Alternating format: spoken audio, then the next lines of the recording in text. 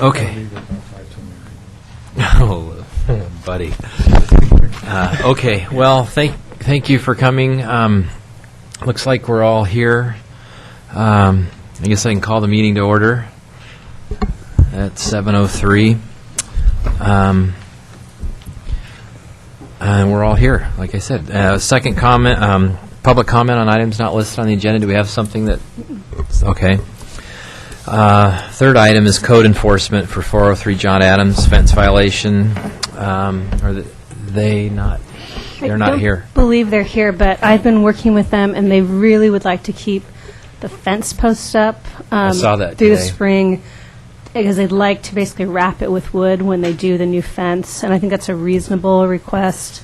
They aren't really ready this winter to do that, and so I told the owner I'd bring that request back up to the board, and I guess the question is that okay, and what timeline would you like to put on that to see the new fence with the wrap post this spring?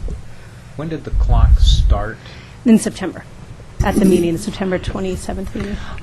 And that was a 90-day clock. Correct. Another 90 So days. they'd have to finish it within the next month. I would just like to ask, are they going to put the fence in front of the porch like they did before, or are they going to move it out to the sidewalk since it's going to be a wood fence?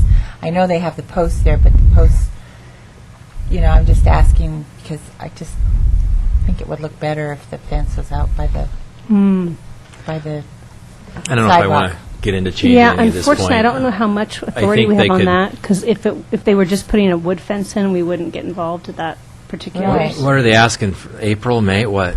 Yeah, April, May. How about May 15th? Does that seem reasonable? Seems reasonable for to that. me. Can we just have you say May and be I can done? revise the letter to say May 15th. Okay. I'm fine See, with it. Okay. we're rocking and rolling already. Well, do we need a motion on this? or- Yeah, why don't we just do that? So moved. Okay. To move the extension of the code enforcement to May 15th to allow the fence post to be wrapped. Ms. Toll? Aye. Mr. Eisland? Aye. Ms. Yates? Aye. Mr. Basinger? Aye. Chair McLaughlin? Aye. Motion carries. Okay. Item 4 is design advice, Atkinson Memorial Church proposed expansion. Mr. Paul Facetto's here representing the Atkinson Memorial Church. They're looking at doing an addition onto their church, and it's going to be quite an involved process. It's a conditional use because they're a church. It's a site plan and design review because they're expanding a conditional use, and it will be reviewed on the Historic Review Board. And so they're just kind of starting their due diligence process. They're meeting with the Neighborhood Association this month. They have a pre-application conference with me next week, and they'd like to just do the preliminary proposal to the board tonight. This is design advice again, so all your comments are non-binding, but they're trying to get preliminary feedback for this process for when they actually turn the application in to see if there are any larger issues that the board has now rather than at the hearing. So I'll let, and I can run the. Could you state your name again, please, for us? Is that on? Is the green light on? Hello. The green light is on. Oh, okay. There you go. The green line's nice and bright now. My name is Paul Falsetto, and I work for Carlton Hart Architecture, and I am representing the Atkinson Memorial Church on this project. And I'm going to take you through our little presentation. I'm going to try to keep it to about 10 minutes so that we can, you want it even less than that? Well, no, you 5 can do minutes? it probably, I It's bet, fine. in 7.5 or 8, I bet. I'll do it, and I'll start right now. Okay. Our project's located in the Mixed-Use Corridor 1 zone, and up on the board there are those key zoning issues that we have to perform to, including standards, lot coverage, setbacks, and such. And as Christina mentioned, we're going for the site planning and design review, conditional use. We're going to consolidate some property lines, and then the historic design review. And in 2 days, we meet with the McLaughlin Neighborhood Association. Good luck. Thanks. We're looking forward to it. This is our site context aerial, and right at the center you can see, and if you don't mind, I'll use this laser pointer just sparingly, but this is our spot right here, and here's the church. The church actually owns this half block. And we've taken a look at the buildings around to learn from them. Some of the key things to recall here or to be aware of is that this is institutional use, this is institutional use, and this is institutional use. Actually, the Tots Park is as well. So we're like this island of mixed-use corridor. And, of course, what we're proposing with the education building is more or less an institutional sort of use. And so we have to get a conditional use to allow for that. Is that parking yours, or do you lease that? The church does not own the parking but uses it. And I don't know the condition of that use. Gotcha. City owns it. I was curious who has it. So here's some of our precedent examples. These are the buildings in the immediate vicinity that we look to inspire our building. And, of course, the Carnegie Center, former Carnegie Library, is something that is very close to what we're trying to do. So we look at that Georgian Revival building. We have the Anderson House that has really a welcoming porch and some wonderful lap siding, and that's pretty much kitty corner to our site. And then the Ermitinger House, if I pronounced that right, which is just a wonderful resource in the neighborhood. So we're looking at these as precedences to help inspire our design. Next. So we're basically adding on to, if you want to call it that, the 1925 historic church. This is a building that's individually listed in the National Register. And besides that, it really is a landmark in the neighborhood. And so we're mindful of that. And to understand the building, if you see the aerial on the left, even though the building seems very eclectic in its elevation in plan, it's very symmetrical and very ingeniously laid out so that the altar sits on the southern portion. The rounded area is in the northern portion. You have east and west windows. The windows are Povey Brothers art glass windows. What's interesting is when you take a look at the elevation on the right, it breaks down into an asymmetrical but very balanced massing. And that's an image of the north elevation of the church, which is the elevation our building will be abutting to along 6th Street. Next. So how do you add to this building? Well, the first thing you want to do is to disrupt as little historic fabric as you can on the original resource. And so we found a location, and you'll see it right there, where we're not removing any windows. Oftentimes when you breach a historic building, you tend to go through a window. We didn't want to do that. So we're going through this portion of this little bayed area, which has fireplaces on the main floor and the lower floor, but they're non-historic. They're contemporary fireplaces. So we felt like this was a good way to enter into the church. And the reason we want to enter the church mainly is that our new building is going to provide an elevator to make that church accessible to its congregation and its guests. And the image on the right, we figured that the building, the church itself, is whole and complete and really doesn't want to have a similar yet not similar tail added to it, if you will.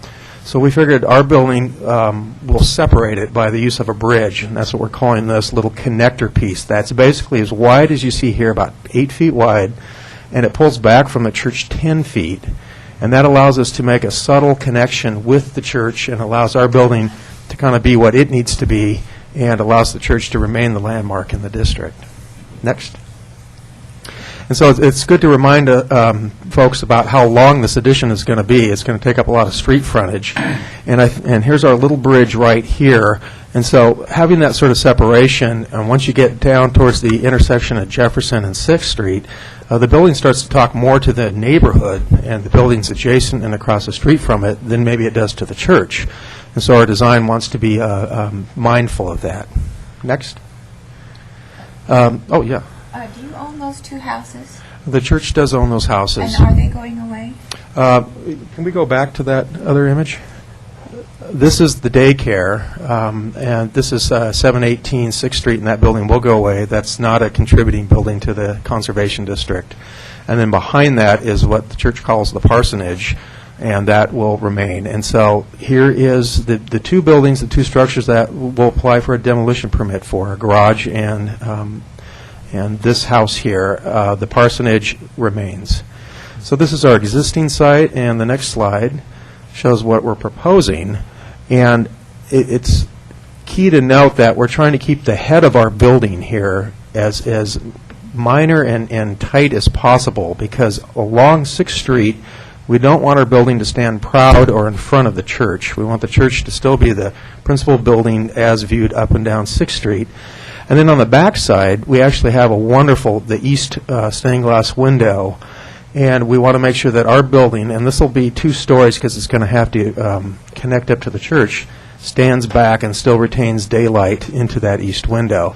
And then once we get far enough away, we can kind of bulk out our building, but this will be just a 1-story portion of the building, so it shouldn't affect the church negatively. Next. Question? Yes. What's the setback between the building and the parsonage? We'll go back to that, and it's a little over 6 feet. It's 6 feet 3 inches.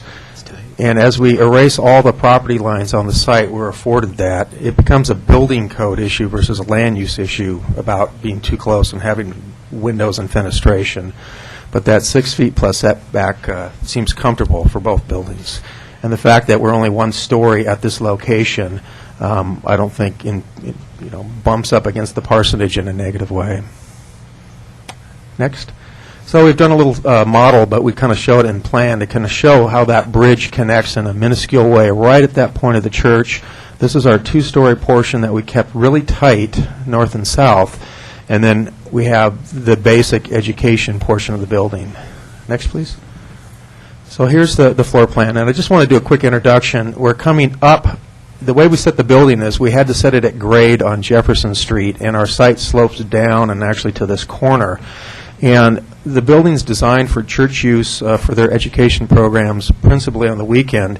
And the church also wants to make it available, and it's talking with the existing daycare company so that they could retain use during the weekdays. So the daycare would have access off this door, which is pretty much becomes their door into the building. And we wanted that to be at grade. And so that sets the grade for the whole building. So once we get down here, we're going to have to go up a couple, 3 feet. So we have some stairs, and we've got the ADA ramp because this portion of the building is the transition zone. It allows you to go down to the basement or up to the 2nd floor, and there's our elevator there. Next. So really quickly, these are the lower and the upper floors. We're keeping their footprints as small as possible to basically just bring people around it into the church at these 2 points. Next. Section kind of shows that. So we have this transition zone here, and you go up or down or across to the classrooms. Next, please. I show you the roof plan because we're trying to hide our mechanical units as much as possible. So we have these little kind of wraparounds, and you'll see an elevation to do that. And we've got them here as well, so that you don't see those mechanical roofs from any distance or even up the hill from as 6th Street goes upward. Next, please. Elevation. You'll see a model that will show the church, so you'll get a scale, but here's that area that we're entering the church. Here's our bridge. We're using massing that we feel complements the church and kind of picks up subtly on the rhythms of the church. And so our windows tend to want to be a little bit more vertical. We have that little bit of a tower, and this is kind of the elevator location that kind of reflects the church's tower in a minor sort of way. A nice big porch opening here that we see throughout the neighborhood. This is the 6th Street. This is Jefferson. So Jefferson Street starts to change massing and scale a little bit to feel more in keeping with the houses that it's adjacent to across Jefferson Street and next to at the parsonage, and just really kind of highlighting the entry point for the daycare kids. Next. You swing around the site, so here's the outline of the parsonage, and our building slides by it back here, and then we have the back portion of the building here that's very similar to the 6th Street side. Next, please. So these are kind of key shots here because this is pretty much with your back to Carnegie Center, looking towards the church to the right and our building to the left. And you can see how we're trying to make the separation with pretty much a glazed bridge. And we have our massing elements here. And then it masses out in a way that's somewhat reminiscent of the Carnegie Center itself. Next, please. And as you're looking down 6th Street, you can see that the church very much welcomes its visitors with 2 pronounced stairwells, and this one actually eeps out into the public right-of-way. And we're trying to do that as well. We're trying to make sure that our building's welcoming with its stairwell right up against the 6th Street sidewalk. Next, please. And we're turning the corner. You can see the ramp here that leads up. And then how the building, we're looking at materials now, and the church, you might recall, is cast-in-place concrete with a parge coat, and so it has a stucco sort of a finish that's very homogeneous. And these more vertical portions of our building will also, right now, be stucco is what we're planning on. And then in between is a lap siding that would be much more reminiscent of the lap siding we see immediately across the street. Next, please. Next, yeah. And so this is kind of looking back. This image is crucial because it shows that we're really working hard to step our building back from this east window of the church, not only to allow that church or that window to get light inside the space, but actually at certain key points, and we don't have the parsonage rendered here, but at certain key vista points, you can see the window from the public right-of-way. And I think that's the last slide. We should check. Okay. And hopefully that was 7.5 minutes. And I'm happy to take any comments you may have or Will you be suggestions. painting it the same color as the church? We're not sure right now. The church is kind of a very pale pink color, and I think we'd want a palette that was in keeping or sympathetic, but I don't know if the pink will make its way into this building palette.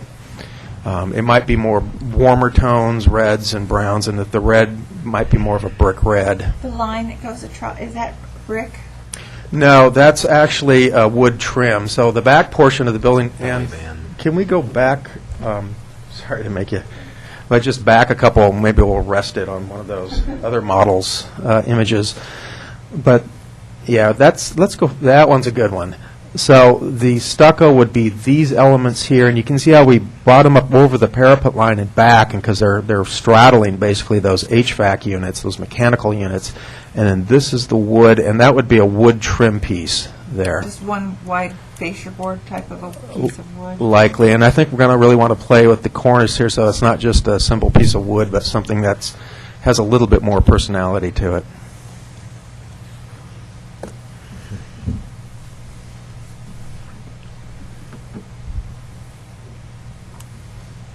It's a tough building to add on to. Yeah, it could go a whole lot of different ways. Well, you certainly delineated between the two. That's always the hard thing, the balance there. It's I like the breezeway. I mean, the disconnect. Yeah, But, that looks good. like an Just, office it building. feels very contemporary to me, but maybe that's because it's not painted. I mean, maybe it's because I'm not seeing The color materials. schemes, yeah. the flat roofs are very kind of foreign to. Yes, I think so too. Not too foreign. If you look across the street, the Carnegie Center or even the Ermitinger House has a But flat it's roof. on one roof. It's not a series of elevations. And I think that's what kind of makes it look a bit different, is because it's got a series of them. Have there been any comments from SHPO on this, Christina?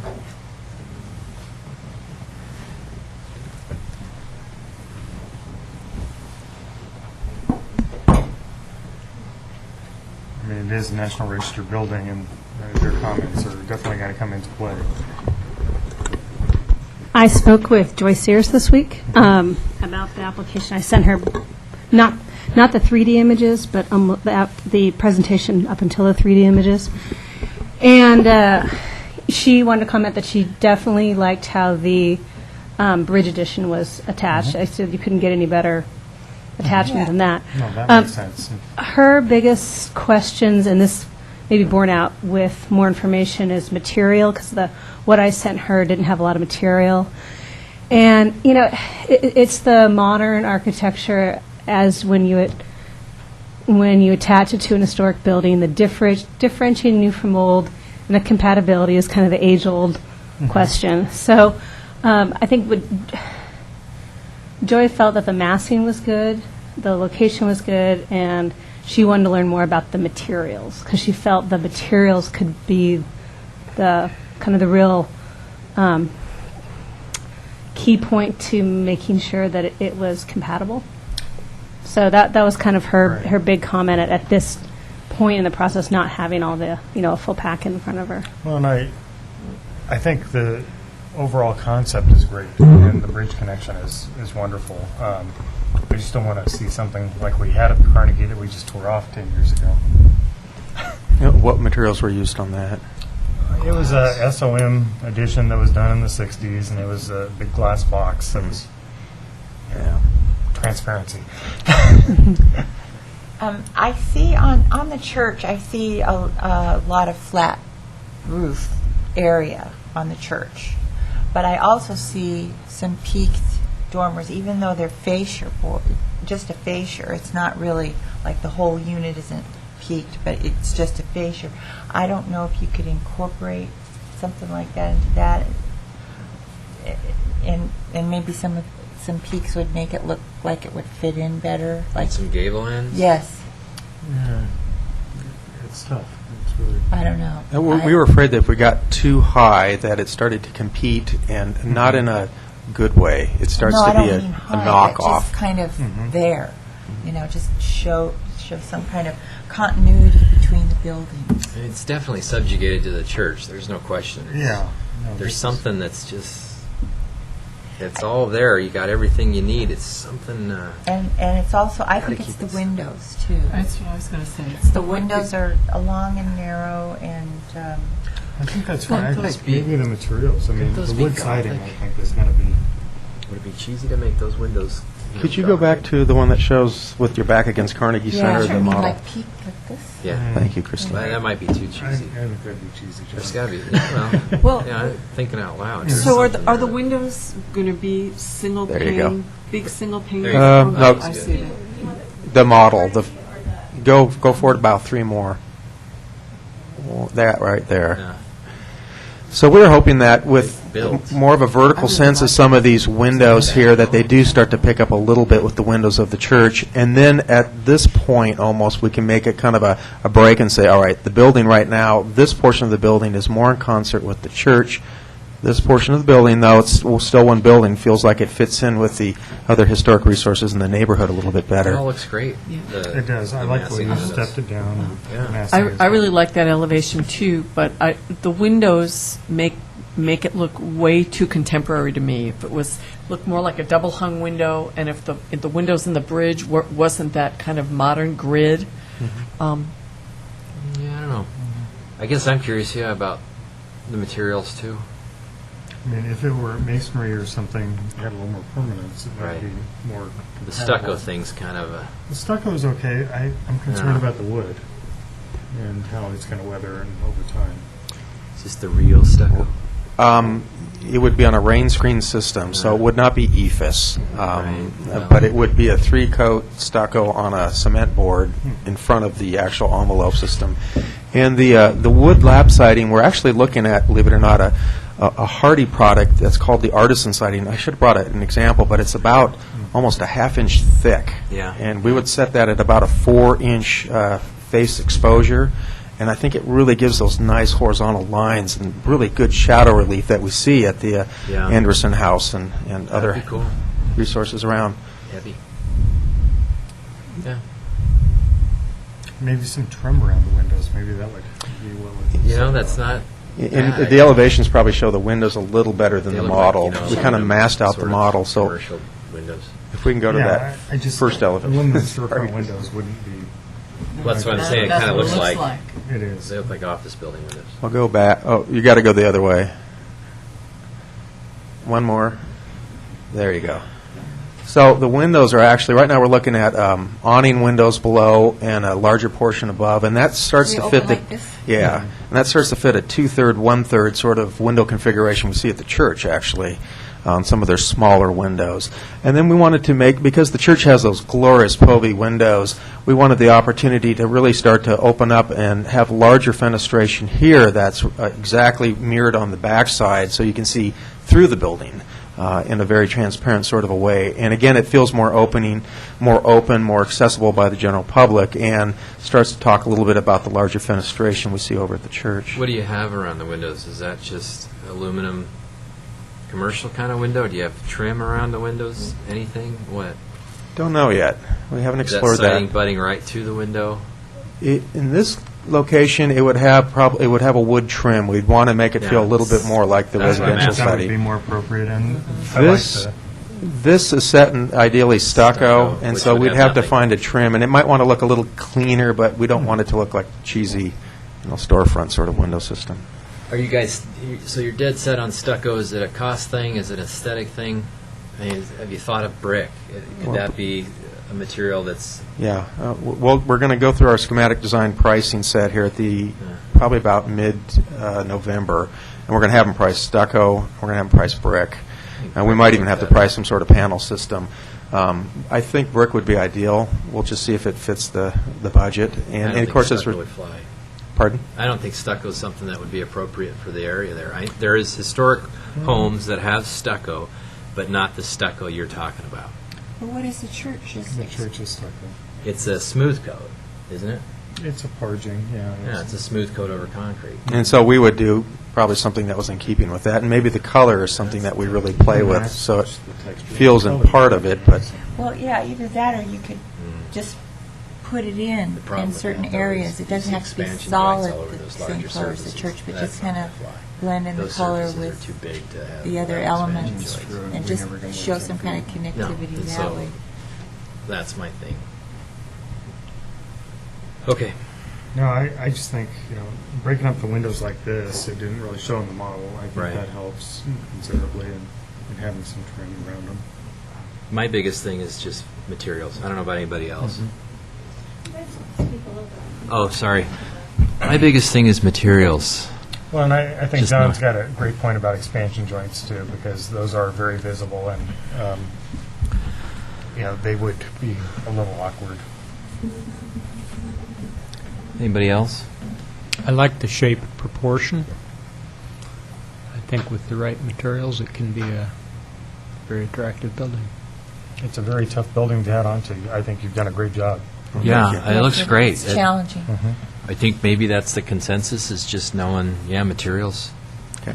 That's probably, what the neighborhood would want to know as well. And so that's probably, would that be a consensus on advice? Letting us know materials and maybe getting more specific on it? My only concern is that 6-foot setback and how it would look next to the parsonage. That might be a little crowded. It's in the back, I but don't have a concern there. it's in the rear. It's a secondary space, but When we got the packet tonight and I saw that there was an addition proposed, I was like, where are they going to add on? Because you got the alley back there and the city property, and I think this is great. thank you. we good? We're good. Well, thank you very much for your time. Yes, thank you. Thank you. We appreciate it.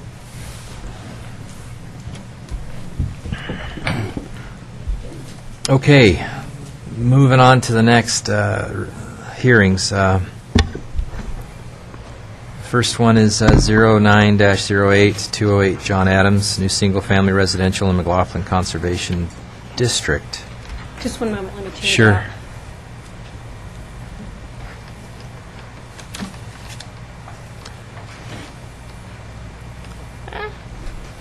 There we go. And whoever that is, you're more than welcome to come up and sit here, and we'll let Christina do her thing. And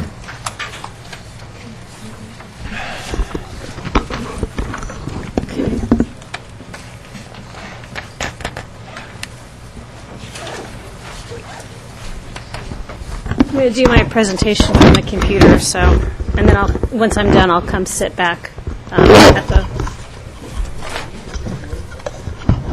Okay. it's nice and comfortable. You're there. All right, this is HR 0908, She'll go new quick. construction in the McLaughlin Conservation District. About 4 years ago, the Abrams, who own the site, came into the Historic Review Board for a demolition request for a house on site. The demolition request was approved, and since then, the property has been for sale. The Roths came in for the other property the Abrams had, purchased that, and received approval in 2006 for a new home, and they came in 1 month before the new design guidelines were approved, and so that was approved under the old design guidelines. I'm going to briefly go through the applicant's submittal, and I'll show the elevations and the site plan and speak to staff's proposed recommendations for conditions of approval. The applicant is proposing to build a 1.5-story craftsman-style bungalow with a porte cochere and a rear garage with an accessory dwelling unit on top. There's a bit of a unique aspect to the orientation. This is oriented towards John Adams at the kind of top of a hill at 210 feet, but it is accessed from Jefferson Street with a combined driveway that the Roths use. And you'll see on this plan you have about 200-foot elevation at the rear and about 210 at the front, so it falls about 10 feet over the 100-foot depth. These are some pictures of the site. The top two are looking at the house to the south on John Adams. The bottom left is looking towards Jefferson Street, and the bottom right is looking north at the Roth's house. This is a proposal of the left elevation of the garage. This shows the front elevation, so with the retaining rock wall, this is actually what you see from the back of the house. So that's at grade with the back of the house, so you can walk to that door. This shows the grade change and the height. It is, if you look at the kind of short elevation from the back, which according to the building division, the planning division, which we actually see as the front based on the orientation, it's less than the 14 feet height. But of course, from the back, it's much taller than that. This shows kind of the side elevation, which shows the sloping. And this is the rear elevation. This is what you'd see from Jefferson Street, kind of behind the house in front of, behind the house that faces Jefferson Street. This shows the accessory dwelling unit proposed on the top floor. And accessory dwelling units are a permitted use in the McLaughlin Conservation District for this zone. This shows the lower entrance to the garage and then the stairs kind of coming up to the French doors on the top floor. This is the front elevation of the house. This is facing John Adams, so if you were down on John Adams, you'd be looking up the hill and seeing kind of a portion of this, probably more like the top of the house, the second floor most likely. The applicant is also proposing this porte cochere. While this design is definitely seen in craftsman bungalows, it's not really seen that much in Oregon City. So I do bring that up in the conditions of approval, though I do find that it's well proportioned and it makes sense for the situation because of the grade change. This is a way for the homeowner to gain vehicular access to the front door without having to park in the garage and then kind of take stairs all the way up or walk all the way up to the front of the house. The applicant is using the Judge House on 6th, actually right behind the Atkinson Church and the parsonage, as their guide for their design for the garage. This is the rear elevation, so this is what you would see if you're facing the top of the accessory dwelling unit. And this is the same grade as the top of the accessory dwelling unit. This is the right elevation, so this is the elevation you see at the south. And this shows the preliminary layout. The front is facing John Adams. And then the small second floor, 2 bedrooms and a study. Tonight the applicant is proposing some alternative materials, and on a staff level, I'm following the adopted design guidelines, so I've let the applicant know that tonight's he needs to make his case for the alternative materials. 1 is the metal garage door. 2 is the porch, and actually, talking to the applicant today, he had no problem with the skin coat on the CMU to make it look like a concrete or stucco base, and I think on that level, I could approve that as staff. So I don't know if that's necessarily an issue anymore now that the applicant is willing to do a skim coat on the porch pillars. The fiberglass or vinyl window proposal, I'll leave that for the applicant. And the metal door, I'd like to have a conversation with the board on that. It's a well-designed. He's proposing not to put the windows in, but the policies do talk about making sure that that wood doors are ideal.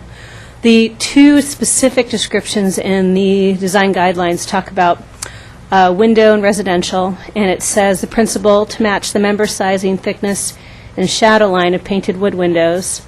The design should be double or single hung, casement or fixed if style allows. Wood clad is acceptable if matching and if in suitable color and finish. Non-wood acceptable if in appropriate style and matching wood in profile, shadow line, and if in a suitable color and finish. Actual samples required for approval. And divided lights with exterior buttons only if style allows. And what's not allowed is sliding and non-rectangular windows or doors. Awning hopper windows only allowed by HRB review. Pre-finished windows of unsuitable colors or unfinished or stain finished. Grids between glass or tinted or reflective glass or glass block. Regards to siding, the applicant's proposing hardy plank cement board siding. And the principle here is siding should be compatible with historic siding and enclosure and material, size, profile, orientation, texture, and color. The design should be wood siding or materials which have the appearance of horizontal wood siding in allowable design. Sawn wood shingles painted in secondary areas. Sample should be approved. Sample is required for non-wood horizontal board siding. And not allowed is aluminum, vinyl, scored plywood, or sheet siding. And alternative board siding not matching the profile or texture of wood is not allowed. And heavy texture pattern plaster. And then I also showed the wood siding profiles that are typical for this area. Beveled, shiplap, or channel siding.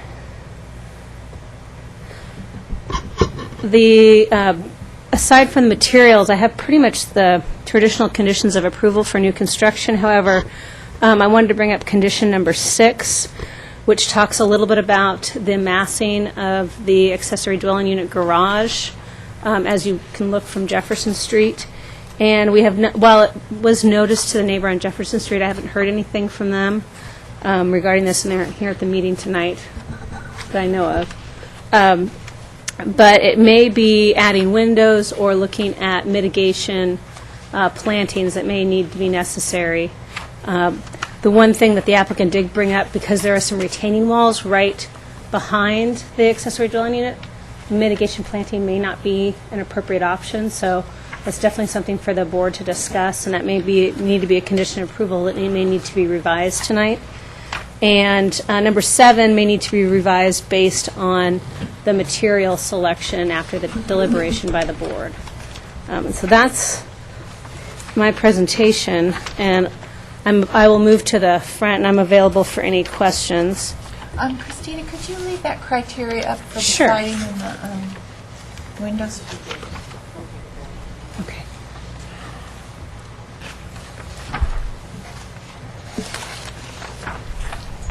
No, the criteria for the Oh, the windows and the siding. This one? Yeah.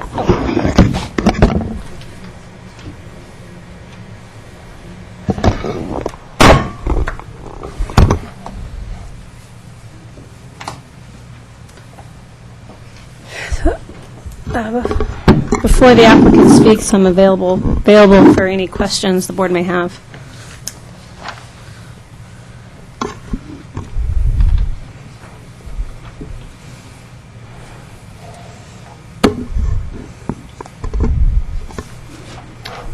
I have no questions. Okay. Did you have a site map so we can see where the garage is in relation to the Right here. neighbors? Yeah. the neighbors' Yeah, house? I can take a look. Could you get that back up? What did she say about the 6? I was trying to look for the recommendations. About the trees. 3 foot.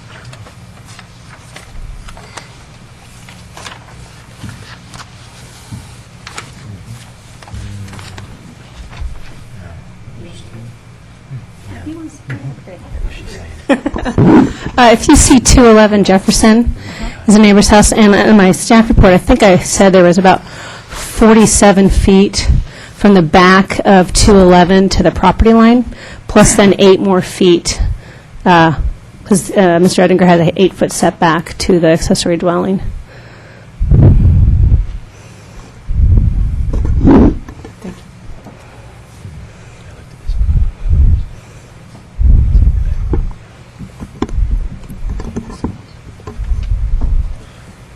Does anybody have any questions? Christina?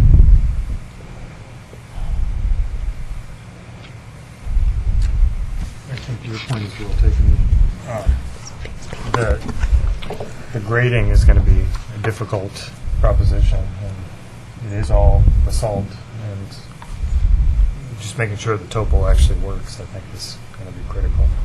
And it looks like you've taken that into... That's why I got into it, because I just couldn't get a feel for what I had until I got into it. So there's loose basalt, but there's also some pretty solid stuff. It's, Mr. Ettinger, I'm sorry, can you speak into the, I'm getting pretty close to where I think I'm. sorry, yeah. I think I'm You pretty pull it towards you. confident I can make Yeah. that plan work. That's where I'm at right now. There might be some pretty tough digging, but I'm pretty close. well, it looks great, and I like the porte cochere. Oh, yeah. I think the overall massing and everything fits well with the neighborhood. And, I think materials are going to be the only issue that I have to see. Yeah, I drove up there. I looked at buying that a few years ago, and I had my excavator up there. He just said it's rock. So I saw where you had, I mean, it's pretty cool with the garage and the house, and there's not huge massing, so it's in proportion. And I like the style of it. I think it's great. Yeah, it's just a couple things on materials. I guess the biggest one that pops in my head is windows. Well, the windows and the hardy plank siding. The siding. The However, standard hardy plank is so thin. That Mr. Chair, we actually haven't opened the okay. hearing.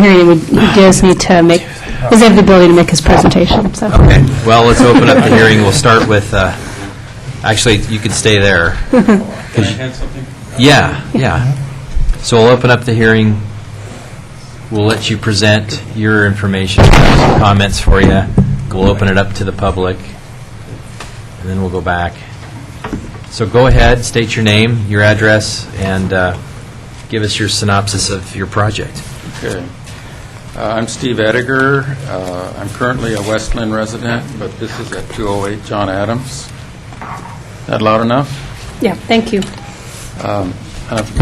I pretty much wanted to lay everything out on the table here to feel satisfied with the process. I felt like I needed to do that, so thanks for hearing me. Janelle and I, my wife's back here, have been residents of Westland since 1992. Excuse me. For the last few years, I've dedicated my business to building period-style houses in the older neighborhoods of Portland with business partner George Zivkat. The folder that I handed you shows some of our work, and my proposals tonight are the standard building practices for us. Tim Ashmore has been our favorite architect. In the summer of '07, Janelle and I discovered Oregon City to be on its way to a renaissance of sorts. The Black Point Inn, now Weatherford's Grand Lodge, Singer Hill Cafe, and I didn't know Vicki was on the committee, but there it is. And concerts in the park, to name a few, showed Oregon City to be very livable and a good place for investment. We purchased the lot at 208 John Adams the fall of '07. It is an unusual lot in that its frontage is to John Adams, but access is by way of a vacated alley off Jefferson Street. The sidewalk there is 100 feet from our lot. The next door house at 218 John Adams, that's the Roth House, was built in '07 and shares same vacated alley. Material selection in the proposal is influenced by the Roth House, i.e. the vinyl windows. The immediate neighborhood off Jefferson is a mix of Victorian, Craftsman, and bungalow common to Oregon City. And principally, what inspired my design, and Christina showed that, was the house at 5th and Jefferson that has the tall garage right there on the property. And it's a pretty bold property, so it doesn't feel like I'm too out of step with what I have there. It is a point of interest that 208 John Adams is the home site of the late Paul DeLay, an accomplished blues harmonica player and one-time regular at the Trails End Saloon. Our neighbors right now were fans of his and tried to get us to some of his concerts, but we never did make it. The house had fallen into disrepair and became a cause of concern for the neighborhood. It was demolished in '06. All utilities are at the site. It is a large lot, 105 foot deep by 99 foot wide. The composition of the lot is solid granite, basalt, and boulders. A 40-foot western red cedar anchors the entrance to the driveway. A 50-foot white maple with a 3-foot lateral deformation at the base will need to be removed to build the garage ADU. And to conclude, these are hard economic times for builders like myself. Every dollar must be accounted for. I trust my ability to deliver a product to this neighborhood that will add to its historical integrity. And thank you for your consideration. Did you want to? Thank you. And, yeah, I have this window over here. Yeah, it's really, don't let her pick that up. No, I got it. It's price spec to sell. Ask him that, but I guess that's what it is. Okay, this is a vinyl window. I think a fiberglass would be also a fair representation of that. It's a fairly small window, so proportion-wise, doesn't look quite right. I didn't want to build a full-size window because it's already too heavy. But these are the trim elements that I'd be looking at using. And I managed to set this window back, and the technique for that is to incorporate a rain screen, and thereby eliminates that, this protrusion of the vinyl window, which I think is one of the biggest giveaways that the window is not restored. But we've had pretty good success with that. I think the biggest problem with the vinyl window is that you can't paint it. What about fiberglass? You can paint fiberglass. Right. Yeah. My cost estimates, I don't know how that plays in, but I think it's good information to have. It's about $8,000 for the vinyl, $16,000 for the fiberglass, and about $24,000 for the wood. And it becomes the biggest single line item for the project. That's why I take the case too. Well, Christina, on that criteria for the windows and the siding, didn't it say that it needs to look? Yeah, I've been here. Could you bring? Denise, would you mind going? My Vanna White. Am I going down? You're going almost to the very end of the presentation, so you're going to press right. It's one of the last slides. Yeah, that one. Right. One back, yeah. It says, non-wood acceptable if in appropriate style and matching wood in profile. Shadow line. It matches the wood in profile. In other words, it doesn't have to have wood. It just needs to look like. Yeah, and I think that's. Mr. Edinger has done a lot with kind of setting it back, and that's Right. the first big step. To this day, vinyl still doesn't meet the full profile No, for but a wood window. fiberglass does. It does, but much better. Right. Only wood can match wood, but yes, fiberglass does do a much better job of meeting the profile. And also on the siding, this hardy plank siding, I cannot tell the difference between this and wood when I'm looking at a house. Because this is actual. The siding right here looks a lot like, historic siding to me. We went around the neighborhood after we went and checked out this property and looked at all the old houses, and there's a lot of siding that looks exactly like this. So again, it says, It's a spruce or pine, so it's not cedar. No, it's sawing wood shingles.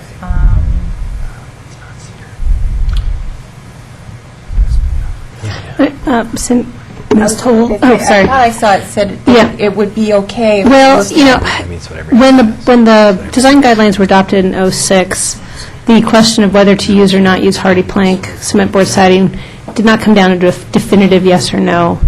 It didn't, I mean, And I think in those days, they didn't make it like they're making it now, to look like the siding. well, I mean, in '06, hardy, I mean, it's the same product that was approved at the time. You know, Yeah, the Yeah. shingle type design. Yeah, it's the smooth hardy plank, 4-inch reveal is generally what was used. I think that the critique of hardy board, not that it can't be used in as district, is when you get to the corners or the soffits, or it's the detail aspect. But overall, it's the big picture generally compatible. Hardy plank is one of those, it's a hard one, because yeah, literally and figuratively. It is, even with the 4-inch reveal, you still are slightly different than a wood lap siding. You can't get the channel siding. You are definitely just a bevel. You can't produce the drop. So every new house in McLaughlin, if it did hardy plank, would kind of have the exact same bevel Right, type they of use siding. the same- How do you deal with the corners? You put a rabbited corner. I think Metal these corners. propose metal, yes, which I think would be more appropriate. Yeah. I do have to say, though, on the garage doors, the carriage doors with the windows would be more appropriate than a solid door. As I was looking at one of the houses You that don't she see it. had for an example in here, even though it was set back, you could still see the garage from the street, and it had a plain garage door, and it's just screaming for a carriage door to be there to just make the house. The one problem with metal carriage doors is the windows generally are not to the quality needed. Right. And so if the metal garage door is approved, staff recommendation is not to have windows. Because actually Well, I it doesn't. wasn't even going to right. recommend Oh, no, metal but door. it honestly doesn't Clopay look as window. good with the windows Yeah. The thing on the is, metal level. the garage isn't visible from either street. Oh, it isn't? I thought it was going to be No, visible from Jefferson. you can't see it unless you actually drive up to it, Oh. which is, how far is that up to the garage from the street? 100 feet. Yeah, And it then it's says set the back whole- from the the whole house in front of house. it. Okay, I don't Well, think pressure is an issue. I don't think so either. Overall, it's way better than the 211 house, 211 Jefferson. I think this is a stunning house. I Really, think the just design fine. is better. I mean, it's a difficult lot. We also have public comment Yeah, we're available, not so. totally done. And what's your thoughts if, on fiberglass? I understand the price thing, but we just approved a new house about 2 months ago, and that was what the window was used, was a fiberglass clad wood window. I don't think since our new design guidelines have been implemented, we've never approved a vinyl window. Well, the reason why I'm kind of playing off the Roth's house. And those were prior guidelines, so you kind of just have to cut it and know that you can't do that. I guess. And I totally am sympathetic to the cost issue, very much so. But it's also the area you're in. I guess the other concern I have with the mock-up is the SPF trim. Going to a smooth trim would be more in keeping with the character. Now, the opposite side of the SPF is smooth, but it also shows knots because it's not graded to that side. Your next best option, again, it's a cost thing, but it's prime cedar. Well, would, Or hardy trim. What we can do here, yeah, and usually, I don't know why I didn't do it here, is we'll sand it to where it lessens. you can't even do that on that. You can't sand that because You'd it's have to put a primed, belt sander to it. or you'd have to put it through the planer. That's what we do. We prime it, and that doesn't diminish. It doesn't. It holds- I'm telling you, it doesn't. What you see there, that you'd have to stick that through a planer and then prime it again. and it's still primed You can still see fir. the texture. Oh, yeah, that's new construction. It's not historic. I use it all the time. I know what it is. I know what it does. Cedar's very expensive, but again, you know, the issue is that I see is this house is elevated. It's not in total view. However, it's just the materials. I think from my end of it, I'm fine with the hardy plank. I've used it before on older homes. From a distance, you can't tell. The SPF sticks out like a sore thumb. What's I SPF? agree with John about that. Question: is this built as would it be built as a spec home, or is it somewhere you were going to live? Okay. As far as the schedule goes, so my banker says there's no construction loans at all to be had right now. No, it's private, if any. That's part of what I'm scratching with, but it's going to take pretty good resourcefulness to put this together. Yeah. Just to give the board some information, the new code changes allowed, we moved to a 2-year approval process with a 1-year extension for a total of 3 years from the date of approval. So that does give Mr. Ettinger pretty much 3 years to build the house. Are you looking to build the ADU and live there and then do the house? Maybe. That would be a way to do it. It's a great way to do it. Yeah. Crowd in there. Yeah. That would generate the money we need. These times, they are different for all of us. Yeah. Okay, so are we good on asking questions that I can open this to the public? Okay. Are we good? Who? Okay, so, well, thank you very much. You can go ahead and sit down. We do have a comment from the public. Denise McGriff, if you'd like to come up, state your name and your address for the record. Limit your comments, please, to 3 minutes. Well, no, neighborhood associations get a lot more than 3 Yeah. minutes, so. They do get 15. I don't see that here. I'm not going to take that long. For the record, Denise McGriff, representing the McLaughlin Neighborhood Association, and due to a small procedural snafu, I apologize for getting my comments to you at the meeting. We had some difficulties in getting the notice. I will have to say that I did have a chance to review this. I am familiar with the site, and I will say that my friend and neighbor Karen Grondin spoke very highly of how do you say it, Edinger? Okay, well, I just wanted to get it right, Mr. Edinger. So now comes the however.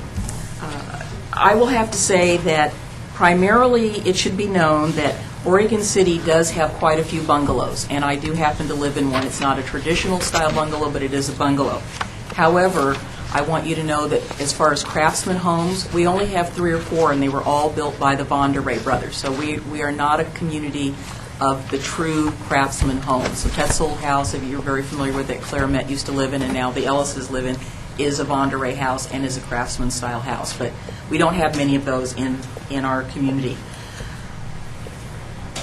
You all know, I've said this many times, I and many others in the neighborhood spent a lot of time working on the design guidelines.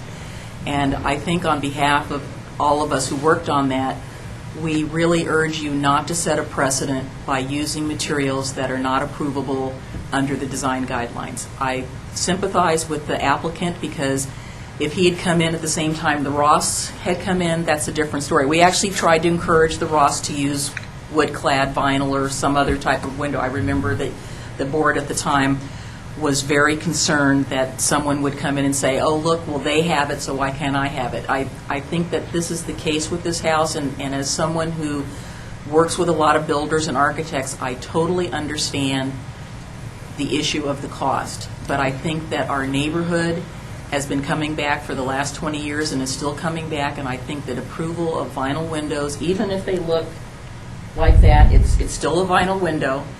And again, I think the hardy plank is something that I don't think we ever really envisioned that was going to be a material that would be used, and it was primarily because of the issue that was brought up by the consultant. You know, what happens when the two sides meet? What do you do with that? How do you make it look? And I think that the issue of not being able to see it is not really a good precedent to establish. I think that the buildings on all sides need to be reflective of the design guidelines. They need to meet the intent of it.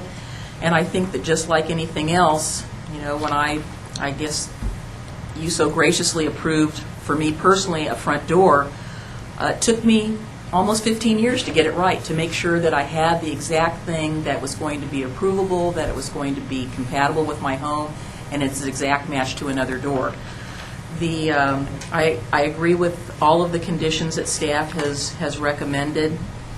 I guess I would have a question for my two compatriots here who are in the building industry. So you take the CMU and you put stucco over it or some skim coat. How long is something like that going to last? I mean, I know that he's probably very particular about his property, but if it falls off, then you've got the CMU underneath. And I guess I would like to suggest that some other material be used. I loved, thank you to you, Ken, for allowing me to look at those. And there's a couple of those buildings that I'm familiar with since I now work in the interstate urban renewal area. But I believe that, and he can correct me, I don't think any of those are in a conservation district. And I know City of Portland's design guidelines for the conservation districts, particularly the Mississippi and the one that's in the Elliott neighborhood, may not have standards similar to ours. And I think they're for the most part, they're a good fit. Yeah. Again, I'm looking at the McLaughlin Conservation District and what the intent of that district is, and the design guidelines that we spent many hours and lots of discussions in working that.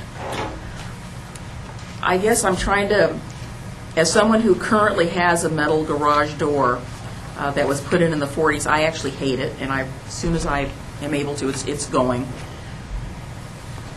I guess that's another issue that you need to wrestle with. I'm just not as certain about those. I think I agree with Cindy with the height of that building, that the doors are calling out for some sort of a window, but a window that is more in keeping with the way those garage doors, and you've approved many garage doors. I wasn't sure if all the ones that were being in here were proposed were metal, but they, I think one of them kind of, it just looks a little, some of the suggestions they're just a little on the skimpy side. And I think there's a lot of them out there, maybe, oh yeah, I guess it says your life, your style, your house, Wayne Dalton. So, but I leave that to you. I'm a little uneasy about the garage doors, particularly with sort of the wimpy windows in them, and maybe there's some other material that you can come up with. So I would urge you to look at this very carefully. Again, with all due respect to the applicant, I sympathize about the cost, but I really think that we can't set a precedent. I can just see the next applicant coming in. Well, you let them have vinyl windows, and then we can't differentiate between them. Well, here's why we did it for this person, and they're going to say, well, why is my circumstance different than that person? So I think we kind of have to just say no to vinyl and to hardy plank siding. So thank you very much for listening. Appreciate it. Thank you, Denise. Believe me, we know about setting precedent Oh, yeah. We've been there. recently. Yes. Thank you. And one comment I meant to bring up that I didn't was about the CMU. So thank you for bringing that up. Okay, can we close public, or so he can come back up? Yeah, 2 pictures for rebuttal, and then we get them on Oh, okay. a visual. So you're welcome to come up for rebuttal to that, and then we're going to close that.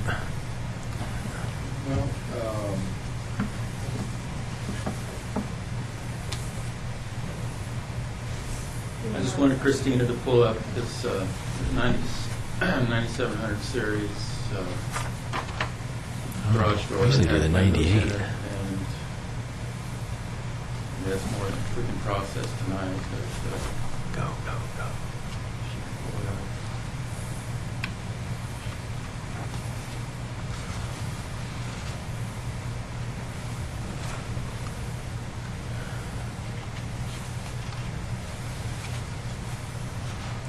closer. There you go. So that's a 3-panel, I think that's, Those are nice. They look like grooves in between yeah, that would those be panels. one of their options there. Do those doors look? It looks like they have. Is it grooves in between the panels? The framed panels. If you go back up, yeah, where the blue is. They're molded. Yeah, They're molded yeah, they're molded, but it looks like a molded sort of wood yeah. tongue and groove panel, I guess. Yeah. That might be the best picture, but that shows a possibility with the metal door. Yeah.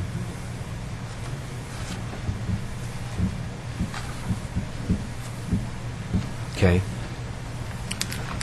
Do you have any comments on the siding or the windows? Did you want to, in a rebuttal? If you can eliminate the costs. Boy, I wasn't prepared to speak too much to that. I know that, I think the main thing is the shadow line on the hardy plank is not as much, but I've been using it so long, I just kind of, the houses we build, typically people think they've been there forever, so I've gotten kind of used to that and being acceptable. I don't know what more to say, really. Have you ever built in a historic district? Yeah. Where? Here and somewhere in the metro area? It was in Wichita. Ah, That was when I got to start. We were doing some historical stuff there. it's very flat. Sorry, there. can you speak louder? And this is for a minutes taker. I want to make sure. Well, it was when I started in construction 30-plus years ago, I worked for a historic contractor in Wichita. So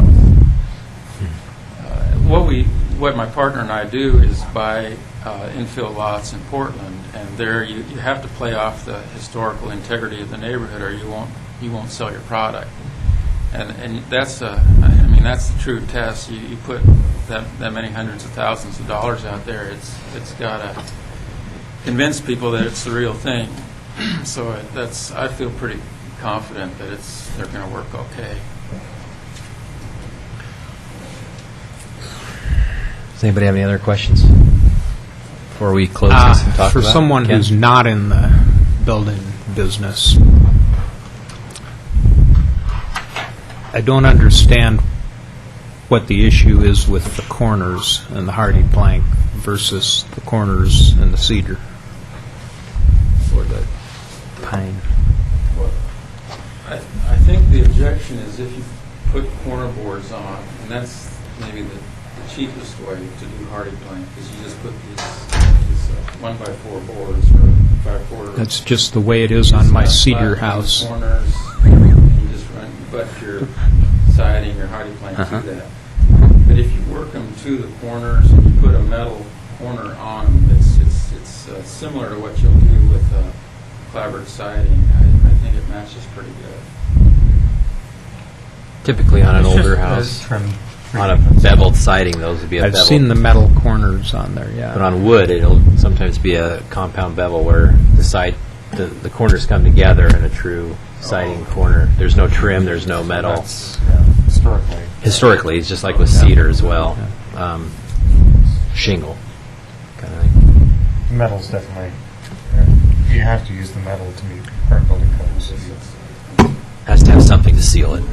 Right.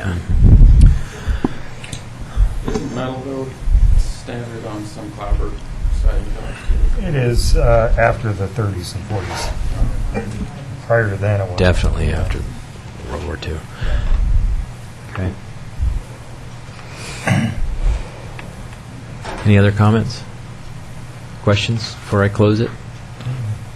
No? Okay, thank you. So we'll close this part of the hearing and bring it to us and to discuss it and talk about it amongst ourselves. And Yeah, I think the Christina? big question is condition of approval number 6 and 7. I think those are the non-traditional, conditions that are specific to this application. so these trees have to be a minimum of 30 feet? Well, and this is the problem, because, I don't think this will work now that I've got a better understanding of the site with the retaining wall. The problem, though, the applicant does not have any windows on that elevation, and, I mean, the bottom part of that elevation. Right. And so it may be, I mean, if they can't do any, maybe they can just do some 6-foot bushes or something, but that's a pretty big elevation with no windows if you're not mitigating with planting. So kind of my recommendation and maybe we can make it loose enough, especially if Mr. Ettinger is going to take a little bit to build this, that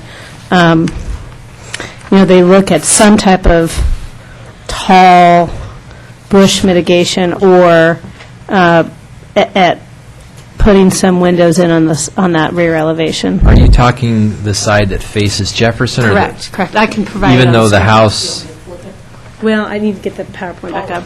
so that back corner that faces Jefferson where the other house is kind of in front of it? Yeah, but And- that's much higher, it's higher than the house. Yeah, it's tall. If you're going up Jefferson, there are view corridors that you can see. Yeah, and that elevation doesn't have windows? Or does? It has these two windows right here. On the second story, it does, but not on the ground level. 30-foot trees?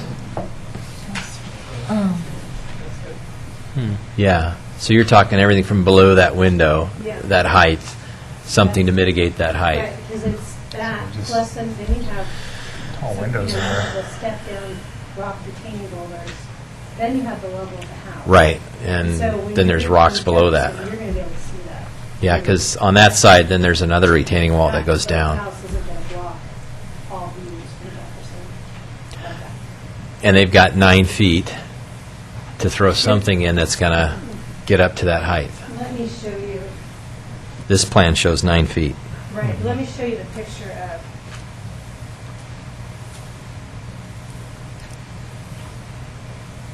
Is there any kind of fence that would work there to help? A 20-foot tall fence would work.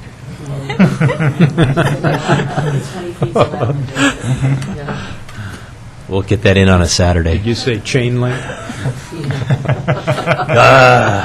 We know somebody has chain link they need to sell. so these two pictures, Something out there might be. the top picture showing the kind of very edge of the rear property line going into the Jefferson property in front. Yeah. And then if you see the vista, that's kind of, if you were on the ground floor of the garage. You can see between the two houses. Yeah, you're looking at from the ground floor of the garage back to Jefferson on that bottom left hand. The garage is mostly behind the Yeah. Are you going to take out that back corner tree? Yeah, it's got to go. It's got to be if that's the case, some sort of a tree that, Grows in rock. well, actually, that's Phil kind of right there. I mean, they've got retaining on the far left, but you're not looking for an evergreen. You're looking for deciduous, something that's, I'm just trying to think of something that's narrow, that's not going to be bushy and huge, that, Well, we don't have to come up with a specific. You can just give Maybe a birch. birch you have to plant in groups. Yeah, we could come up with, yeah. I guess the larger question is, What a mess. the larger question is, do you feel that it can be mitigated by landscaping, or do you feel that a ground floor window was needed? I mean, that's the two big questions for I that. think it can be mitigated with landscape. Landscaping, yeah. I think we can make Things that grow work. pretty well around here. Yeah, I think landscaping would work. I think if the applicant wanted a window or some kind of trellis or arbor or something on the side of the building might work too. Just needs to be mitigated. You know, you could even, I've done this before, put a bank of windows, maybe 2 or 3 2x2s, and then have a trellis above, and it breaks up a surface, and it's a problem solver. That's a thought. Yeah, Right. it would just, say, in that garage, you had a bank, 3 is always a good number, 3 2020s, picture windows, and above that, a trellis with knee braces that comes across with 2x4s or 2x, But it would be simple enough but it couldn't be too small that it looks like this. It might even have to be 4 windows, 24 feet's not very big. But you could do something where or 18-inch by 30-inch windows, 3 of them, with just a simple trellis. And that, or it's probably 6, 1/2 dozen the other as far as cost of doing that as opposed to buying trees and planting them. And so we can bring that up in this as we talk Yeah, I mean, about before I Condition of approval number 6 can be amended to look at architectural mitigation Yeah. and/or landscaping. We Yeah, can kind we can of talk make it about that. loose enough that when it comes to actual development, depending on what makes sense at the site. But with the landscaping, it helps me, I mean, that's why I put a height, I mean, this can be reduced, but I like metrics, so when things are brought in, I have kind of a metric to compare it to, like an understanding of, mitigation landscaping of mature height of at least 10 feet, or, just something so I can say, yeah, that's what we were thinking of, and I can go back to it, so.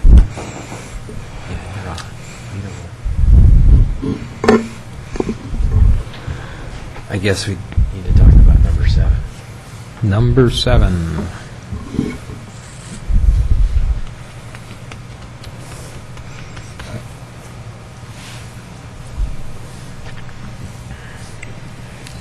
I'll leave and Now go we back. need to go back to the slide that has our rule book on it, Yeah, the because criteria. we're the ones who have to follow the rule book. I want to read that. back. About the I mean, yeah, sliding forward. where It's the wording that And actually, I think I need to go to slideshow. Are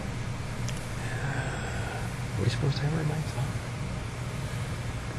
Denise, you may want to go play slideshow. There, back Because I think there. they can't read Okay, it. it says, I used to be able Talk to to read it. it. It says play materials slideshow. which have the Top appearance left. of horizontal wood. Isn't that hardy plank? It just says play slideshow. Say it again? It just says play slideshow. Wood materials which have the appearance of horizontal siding. Isn't that hardy plank? A material that has the appearance of horizontal siding? You could say that about vinyl or aluminum. Well, those are not allowed at But all. we've specifically but prohibited You could those. say that. Yeah, you could. Hardy is definitely a product that's come in that it's bulletproof. It's an alternative cost-wise. It's not historically accurate. But I think that that's just worded that way, so it's at our discretion whether we would say, The newer Artisan Series Hardy I can read it has a now. thicker profile to Yeah, it. And it's a heavier spendier product. But yeah, but it does. It has a it better has sight line. more of the appearance. I'm just curious. I don't think I've ever seen a Hardy with metal corner. I was trying to see if Because this part of it house... is a metal corner with the beveled siding. It Yeah, fits this- better. It comes yeah. together smooth. How big is that metal corner? Is it very It's thin? the height Or of is the it- exposure.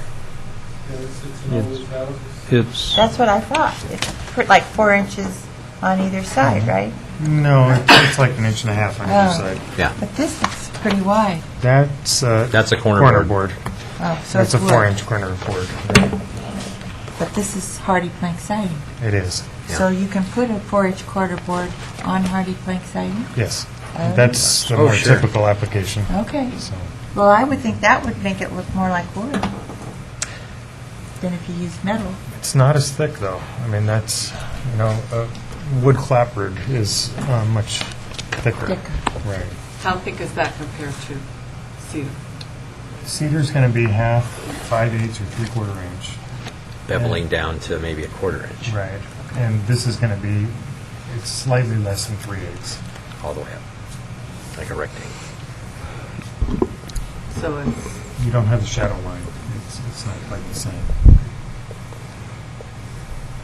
so we're talking at least 1/8 of an inch difference. Correct. Only at the bottom. Now, they do have a newer product out. And the other thing is, the first generation Hardy plank was horrible. It had this fake cedar grain. I remember. It looked like vinyl. this fake vinyl grain. Which is right here, which it says materials which have the appearance of horizontal wood siding. I wouldn't say that would, the first generation of hardy plank or aluminum siding or vinyl siding Right. has the appearance, but I think that has the appearance. Yeah, I me, don't that- disagree with that. No, The smooth is definitely an improvement. it would have to be smooth. No, I don't mean around the window. I mean I'm No, talking the about siding. the Yeah, side. siding.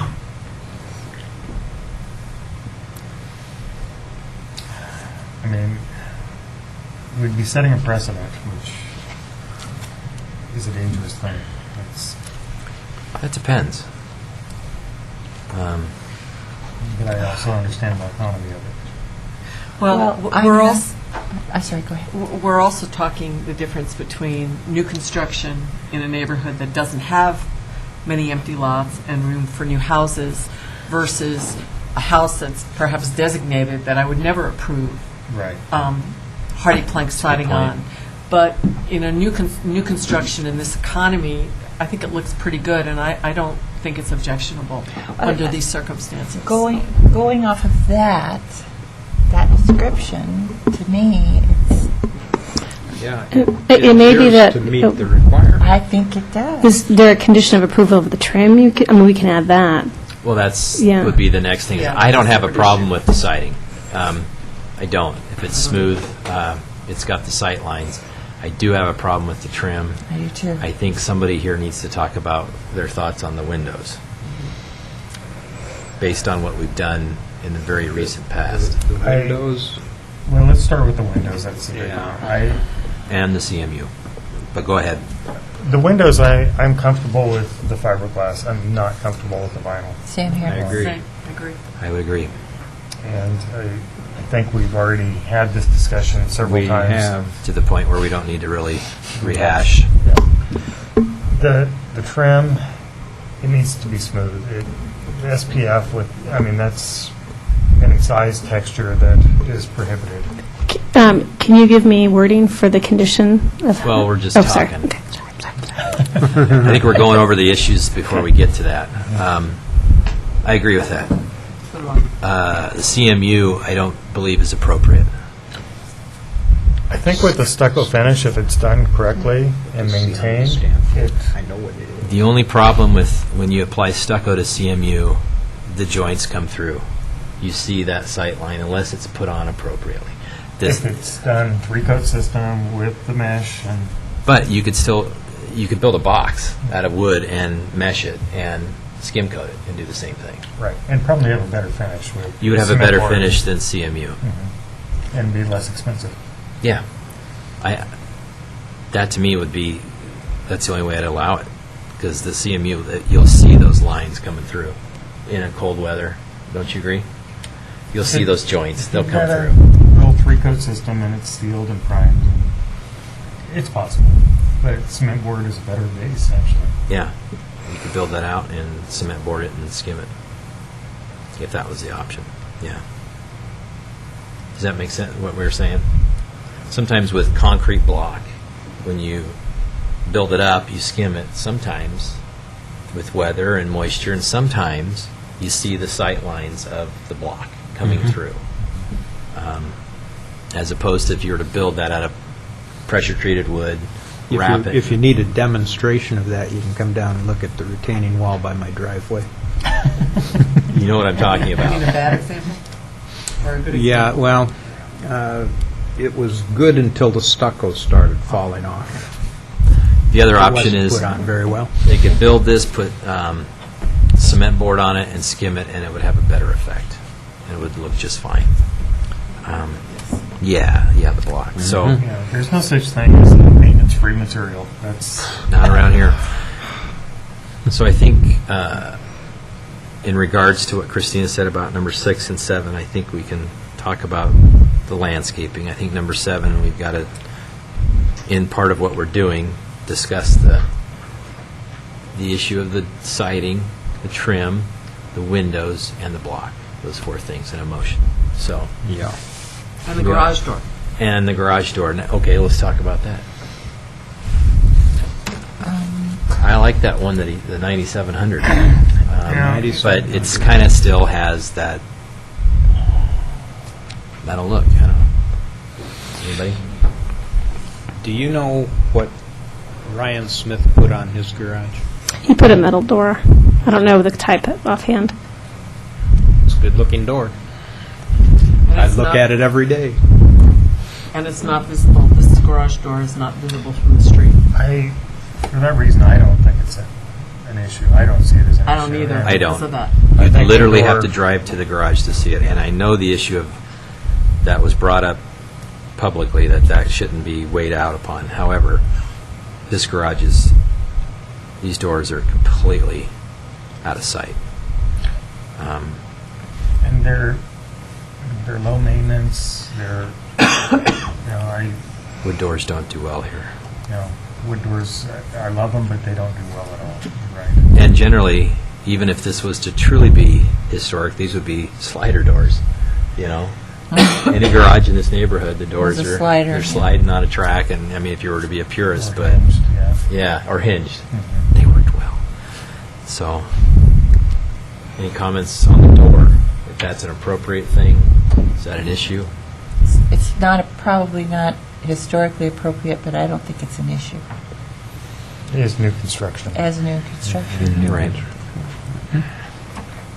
Okay. Okay. Anybody have any questions for Christina?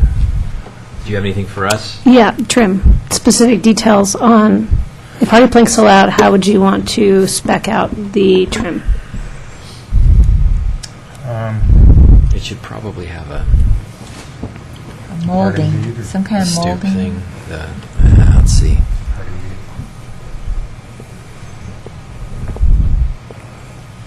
Like This. on the top, What do you want to call that? Stool. a sill. Stool, yeah, that's what I think I said.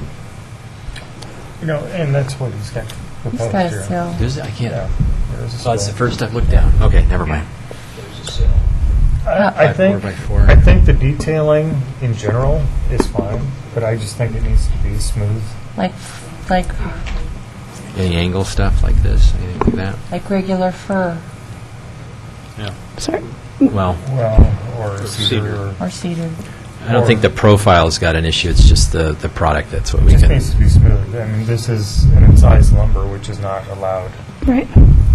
So that can be part of our conditions that we can. And there's not a hardy trim board that goes, or is There it actually generally, is. do you generally use wood with hardy, or how does that There work? actually is a hardy trim that they're making now that's That's smooth? smooth. The sill or the stoop could not be done out of that. Right, right. They make it in 5/4, They make 5'4". We're using 100 that. pounds a foot. Townhomes now. Wow. Okay. And fiberglass windows then? Okay, so I have smooth finish, not incised trim. Right. Okay. But I think the trim, the profile that he's proposed with the 1x6 at the top, 1x4 at the jamb, I think that's appropriate. Is that a 5/4 by 6 or a 5? 6? Okay. It's a bit heavy. Okay. Okay, and then, and I apologize that this was brought up at the last minute, but there was some discussions from the applicant on sliding glass doors, and on a staff level, I said, I'm not recommending anything other than French doors, and I just want to get that into French doors only, yeah. the conditions of approval. So if I could just add that, because this 7 is going to turn into a bullet list, so if I could just add to the bullet that all... Sliding French doors, I think, are fine. Yeah. Really? You're okay with that? No. Well, they have to have the rails and the stiles And the wood. that match. You can get an actual French door as a slider that looks like a French door. The stiles and the rails are, as opposed to a vinyl slider. Not a Right. patio door. Patio doors are... It's the same on the sliders on the French fiberglass Mhm. as Mhm. Yeah, you could go either way, yeah. Yeah, but Except the sliders are more weather tight. Mm-hmm. And probably a space issue too for you, right? Yeah, it could be. new options I can add. Do you want us to give you a bullet for number 7 before we make a motion on this? Well, let me tell you what I have for my bullets for number Sure. 7. Okay. Basically, I'm going to say the applicant can utilize the following materials. So remove the wood windows with siding, and then I'm going to bullet it. It's going to say smooth hardy plank lap siding, fiberglass windows, and then we have wood or stuccoed cement board porch pillars. I want to give him as many options for his porch pillars as possible if he doesn't want to do. Yeah, that's right. Okay. Metal garage doors as proposed, and smooth finish, non-incised trim on the windows. And that product, do we want to discuss that, or Suggest You know, you could plane that Suggest- and prime it, Plane it, you could flip it around and put the other side out and then fill the knot holes. fill all the knot holes, yeah. So, I mean, Smooth trim at windows, just but I smooth can trim. see smooth trim, non-incised wood. It Correct. kills lots of, Yeah, smooth There's trim, options. not incised wood. That's Right. right. I mean, there's an AZEK product out there. Mm-hmm. That's nice. AZEK, yeah, PVC. Okay. And do we need to give any further specification on the corner trim for the hardy plank? Oh, Or any more specifics on the fiberglass windows? Because, I don't think so. I think he's already stated he's going to use metal corners, so that's a non-issue. okay, the trim, for the trim. Yeah, All on the right. corners. for the corners. And then for number 6, I have as modified, prior to receiving a certificate of occupancy for the garage ADU, the applicant shall submit an architectural mitigation plan such as windows and trellises on the lower rear elevation, or a landscape mitigation plan that adequately blocks the view of the ground floor garage from tax lot 3800. That's the, And you could probably, as far as not getting specific on trees, but be specific on the caliper at the base. well, actually, it may not be trees because of it may end up being maybe like a 10-foot shrub, a shrub that can grow. I'd hate to put a caliper on the tree.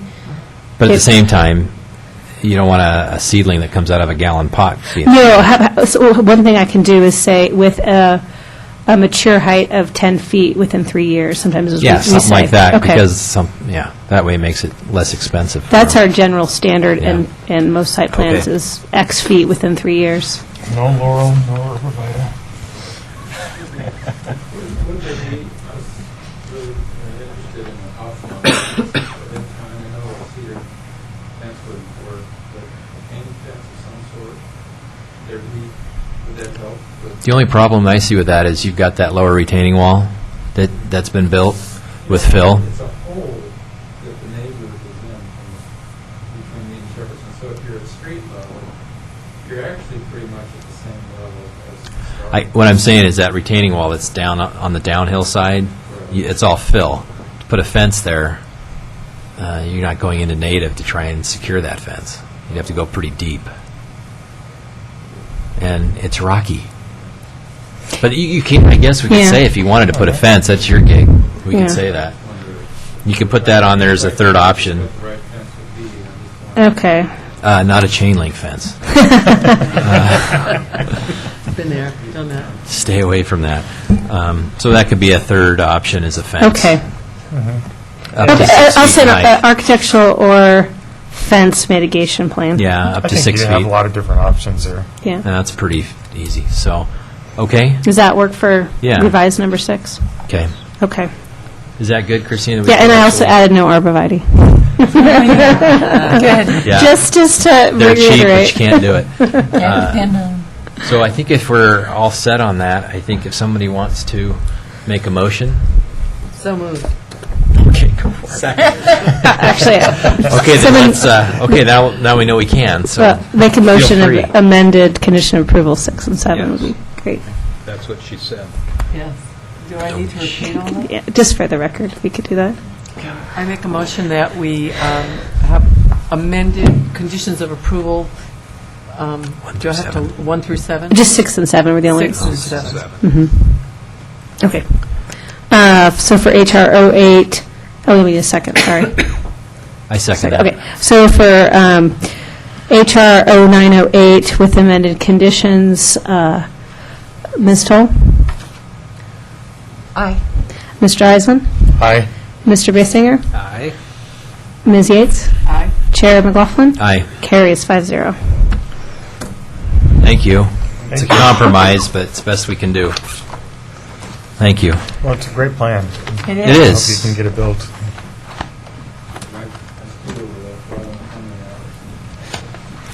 Good luck on the rock.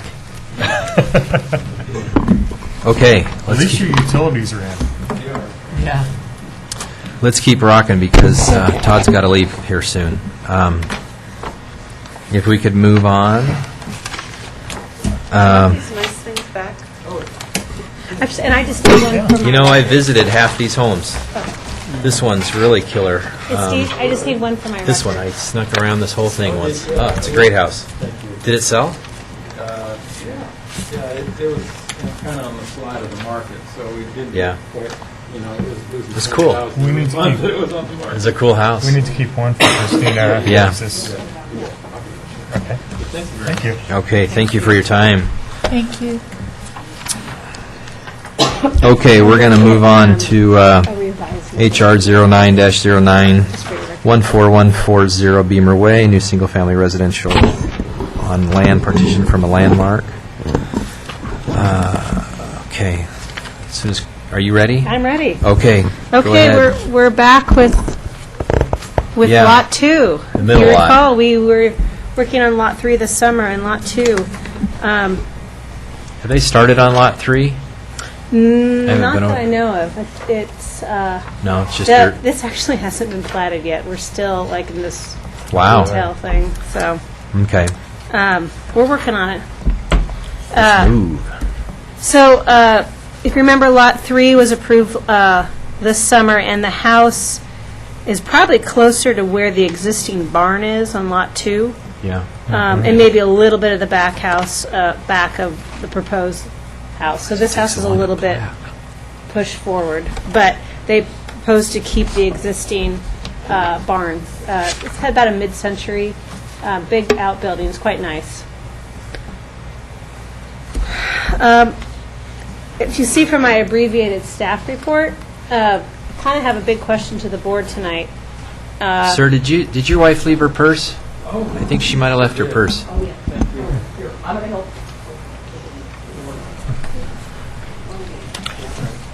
Thank you.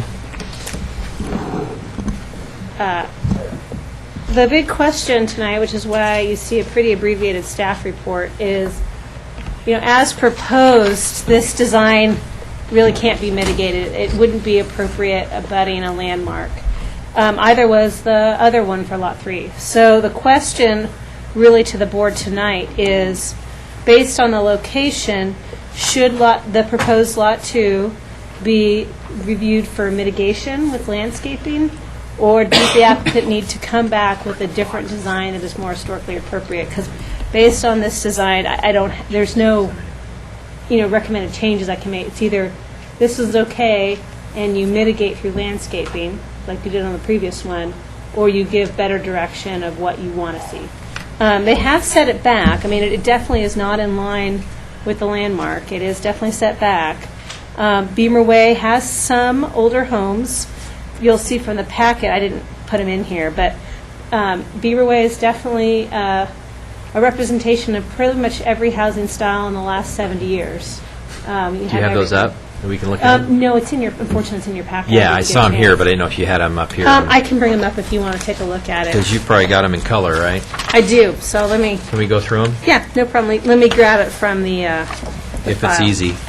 Yep, it's easy.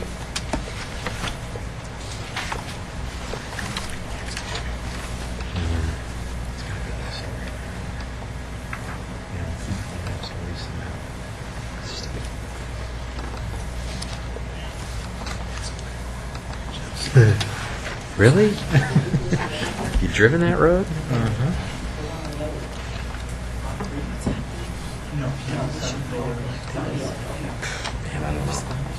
It's not one.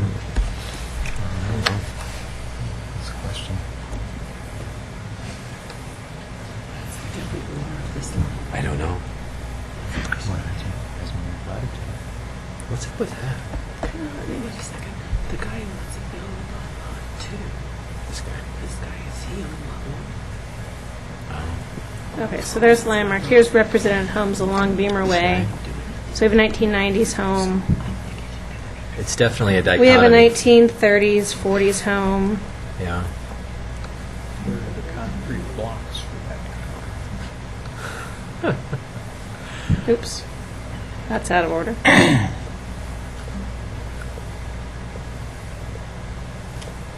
Let me-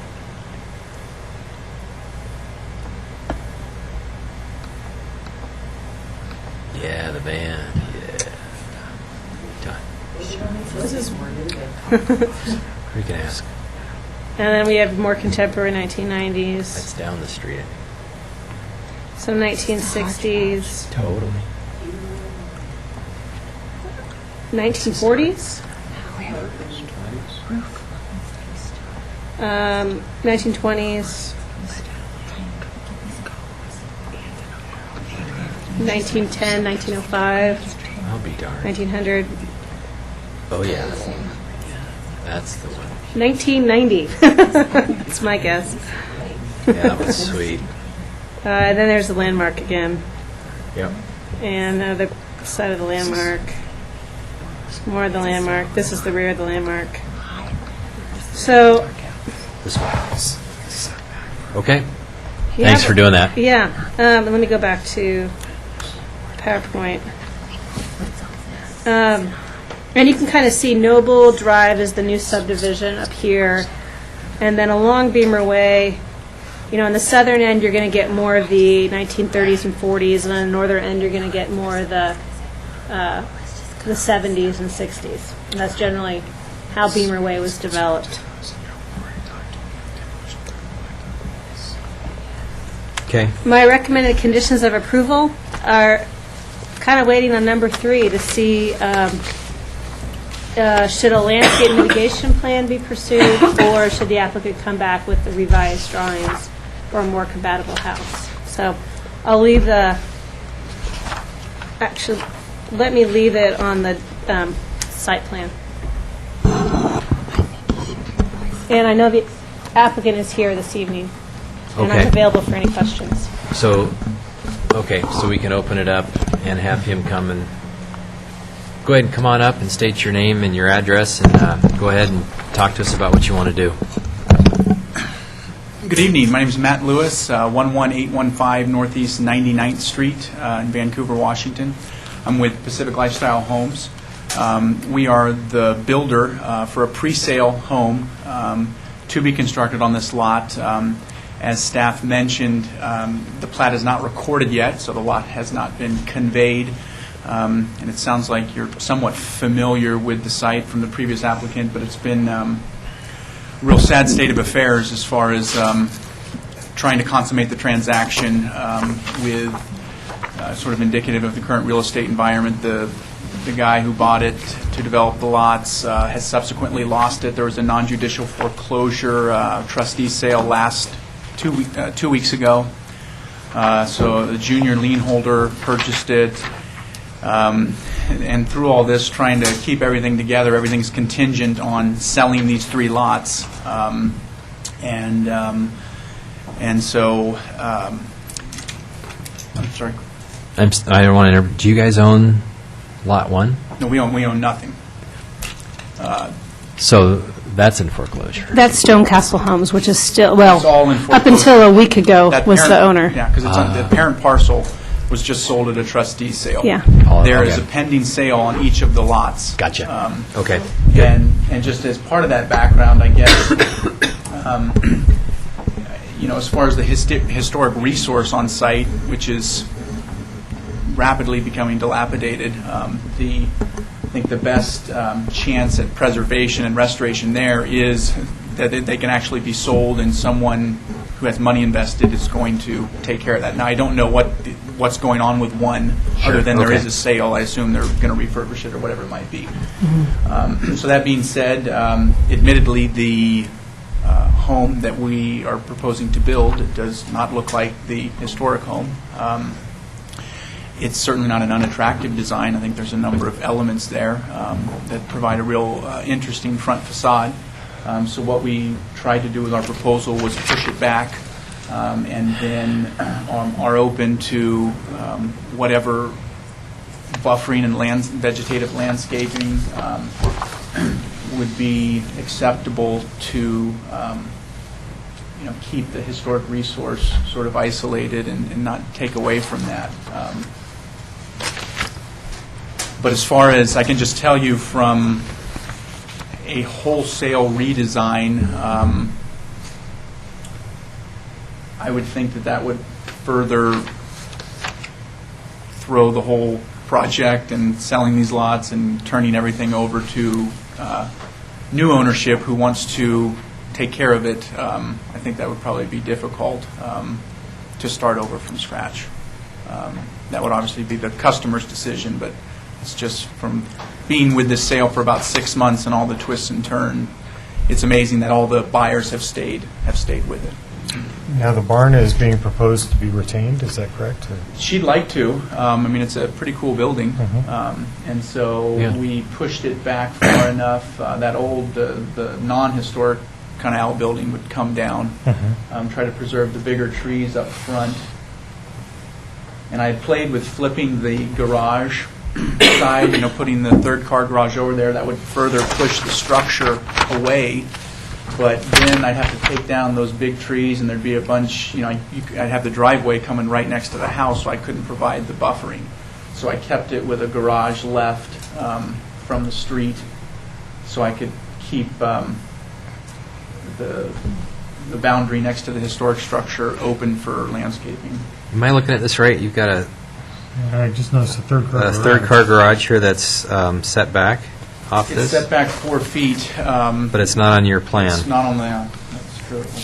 So that would be some sort of a shed or a gable roof that, off to the side.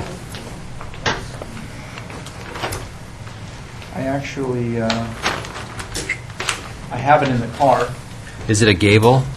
What is It's, it? Is it a shed that comes Shed. off the It's side? a shed that comes off the side. Comes off that solid wall. I can go grab, I have a blueprint in the car. Nah, I just drew it. It's good enough. Question about ownership Doesn't of the help it. lots. Yeah. is a concern of Doesn't mine. help at all. So, so your lot number 2 was foreclosed on, and now who is the junior lien holder who bought it? Right now, there isn't a lot 1, 2, and 3. There's just the parent parcel with the Okay. historic structure. Right? Because the plat hasn't been recorded because the developer had no money to do anything. That's Stone Ridge. Right. Okay. They have now, we need to check the county records. I believe the trustee sale happened 2 weeks ago. For the entire The parcel? entire parent parcel. The junior lien holder did a credit bid because, again, he was Right. so upside down. And now he basically is, you still, there needs to be about $6,000 spent with Compass Engineering to get the Mylars and the plat recorded. You got to pay the taxes. The junior lien holder is planning on making that expenditure contingent, of course, on selling 1, 2, and 3. Us 2 to us, 3 to, I think his name's Chuck, and then I'm not sure who 1 is, but there's purchase and sale agreements for everything. Okay, and who is the junior lien holder? His name's Brian. I'm sorry, I just don't have his last name. It was a hard money loan. I mean, this thing was It's a mess. an absolute mess. But it's a beautiful piece of property. It's beautiful really lot. nice. You've got that conservation tract. Our customer is just super excited. She just got married, and like I said, I've been amazed she's held on for 6 months. Usually they get pretty antsy and run away. So that's the ownership. I don't have all the specific who it is, but that's the overall situation. Okay. Does anybody have any questions? Well, I think our big concern has been Lot 1, And what's going next to it? and the fact that demolition by neglect, and we've been pursuing that. And I've actually put that on hold because I have been talking to some buyers and not knowing, I talked to the buyer about a month and a half ago, and they were moving forward, and I didn't want to pursue official demolition by neglect while they were trying to close on a property. Right. So Knowing what's gonna they happen. were aware of the issue. We had talked about it. They had planned on rehabbing it. So if it's the same property, the same potential purchaser that I talked to, they're right on for rehabbing the historic house. And I said I would just hold off on any official action for the demolition until they could close. Sure. Of course, a month and a half ago, they thought they were going to be closing very soon, so. It is still in sale pending status on RMLS. Okay.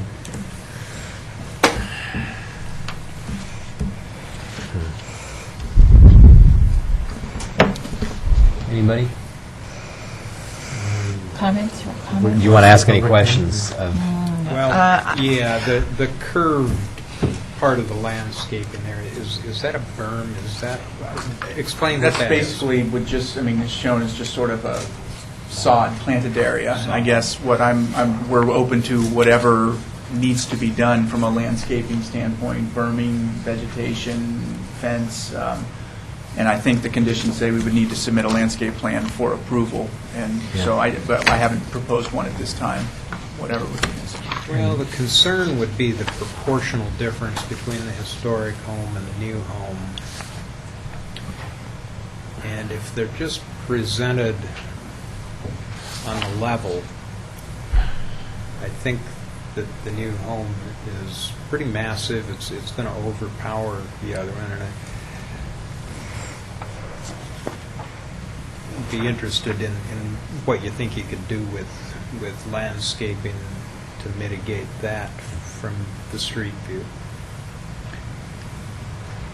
Well, the landscaping, I mean, depending on what's planted, I mean, I guess it could help transition that massing. I mean, our home is a standard 35-foot tall. I think the historic structure, what do you think that is, 25 feet? It's got a second story, but, they don't have the roof pitches like we use now.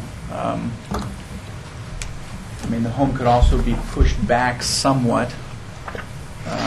You wouldn't want to get too, I mean, they don't want to open their slider right into that barn. But by code, it does not need to be 20-foot separation. By code, it only needs to be 3, but obviously they wouldn't be 3 feet, but say there's 17 feet of leeway. So, I mean, I guess I'd need to consult a landscape architect who's more knowledgeable about that stuff than I guess my biggest gig with this is I totally see what you're doing. This is just a tract house box, and I know the neighborhood has everything in it from ick to kind of cool, but it's a pattern book house that's a basic box with a little bit of frill on the front. And to be honest with you, there's no way you can mitigate this short of bringing in some really big trees, evergreens, to try and hide it. So my only comment is I'm not so much disputing the style of the house so much as the massing of it and the proportions. And it's a little bit more sensitive on this lot because it's next to the historic home, which kind of dictates a little bit about what's going on next door.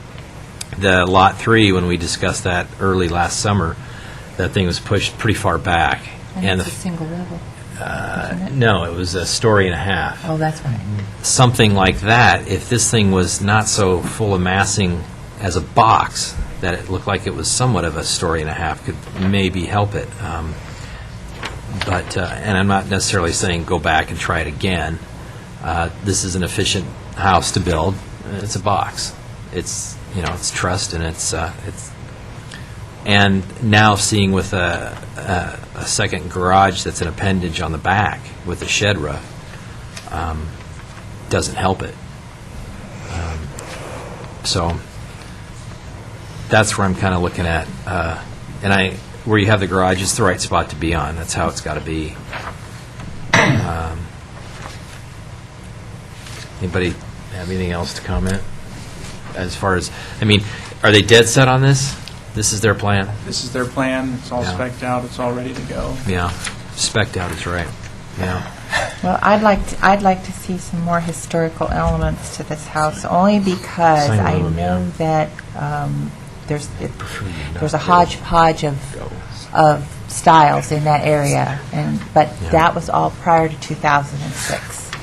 Nothing was built there that is there after 2006 when we put in our guidelines. And so what we're trying to do by putting in guidelines is to set some kind of precedence.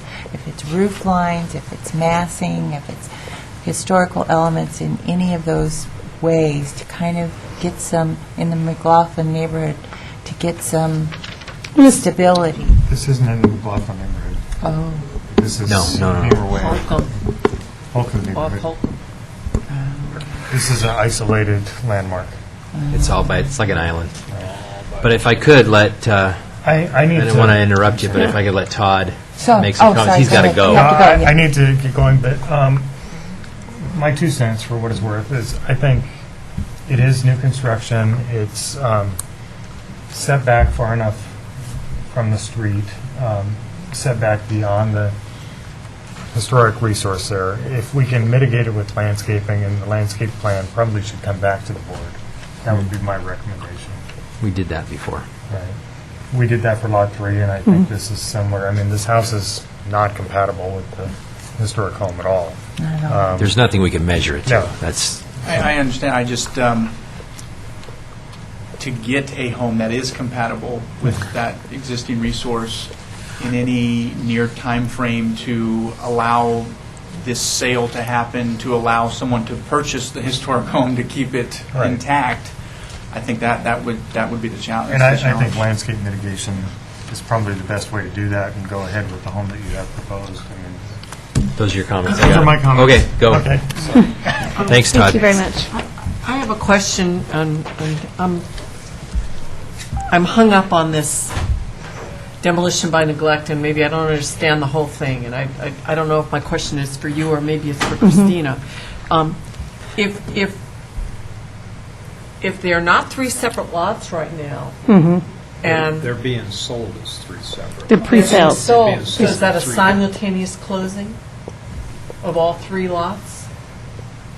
As I understand it, the partitioning is just hung up in as part of the financial cobweb resulting from the foreclosure. Am I right? Right. Partition. Yeah. But that has to be done before the three Yeah, two things need to active happen to sell. transactions The can close. foreclosure needs to go through so someone has clean title Right. that can convey it. And then secondly, the plat needs to record, so you have three lots. Right. And so I believe the title issue should have been done. I think there's some 30-day, you got to record the trustee sale or whatever, but, so that's done. And then I said, he has to pay the money to the engineering firm, pay the back taxes for all that recording process to take place. Okay. And he's paying that money based on these three contingent sales. He's saying, okay, I can finally get my money back when these three lots close. I'll Okay, get my so money I back. understand. So I think I understand that. So it's just a question of the partition being finished when he has the money to do that, and then the lots can close separately. Correct, although my understanding is the only reason he's going to spend, I think there's 20 grand in back taxes and 6 grand for this engineering, is because he's assuming he's recouping his investment with the close to simultaneous sale of these three lots. Okay. And my concern is, and you have to understand, as a lawyer, I deal with worst-case scenarios, and my concern is that the lots will be sold, the owner will be paid off, he'll leave, and then we're still going to have a historic house that has not been improved. Correct. And there's not a deep pocket there with money to do the improvements. So I'm concerned, and I haven't thought this through legally, about this transaction going forward down the road without some sort of mechanism for a holdback or some other mechanism to make sure that the repairs on the historic home can be done. No, there's an active sale on the table right now for Lot 1, including the historic structure. There is a buyer, and the buyer is bound by the conditions of the demolition. Yeah, by neglect. The I buyer of understand that is bound by the agreement that Yeah. the original developer agreed to restore that home as a condition of getting the partition. The new buyer. Yeah, I mean, all those conditions go with the land.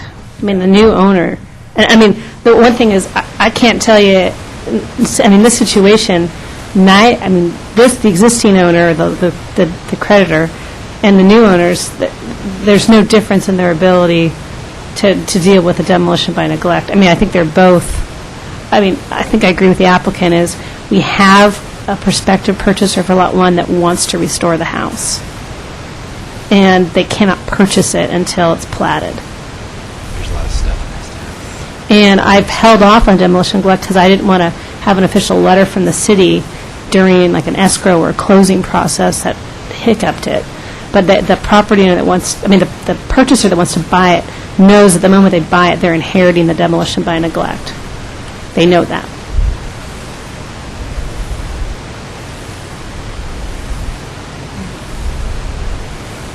Okay. I know where you're coming from.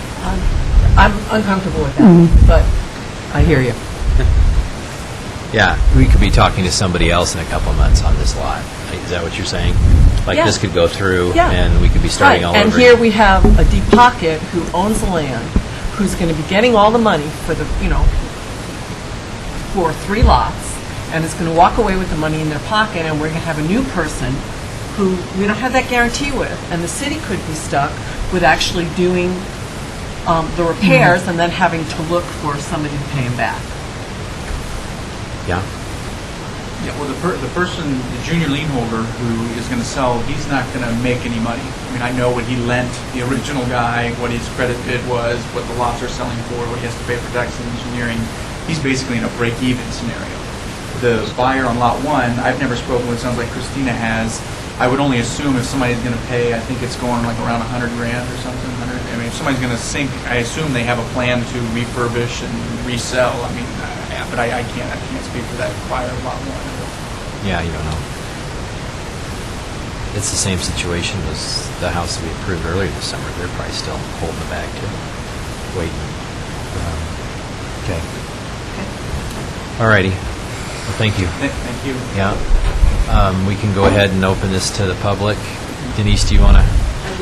Yeah, you don't need it. It's okay, I need it for my records. This one, you're limited to 2 minutes. Here on behalf of the neighborhood, but I have a procedural question. Could you quickly review the conditions of approval for the partition, just so that I am clear? Because I have the same kind of question you do. Well, Have that. the conditions of approval of the partition actually are from the Planning Commission.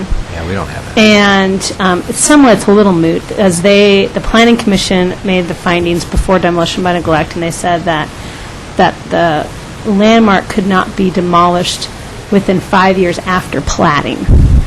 Now, the demolition by neglect has now been adopted, and that's there, so that's already going through. But the specific condition of approval, when the Planning Commission adopted the partition, because they needed to sign off the partition because they were big enough to do a subdivision, and so they needed an approval of basically a lesser density development.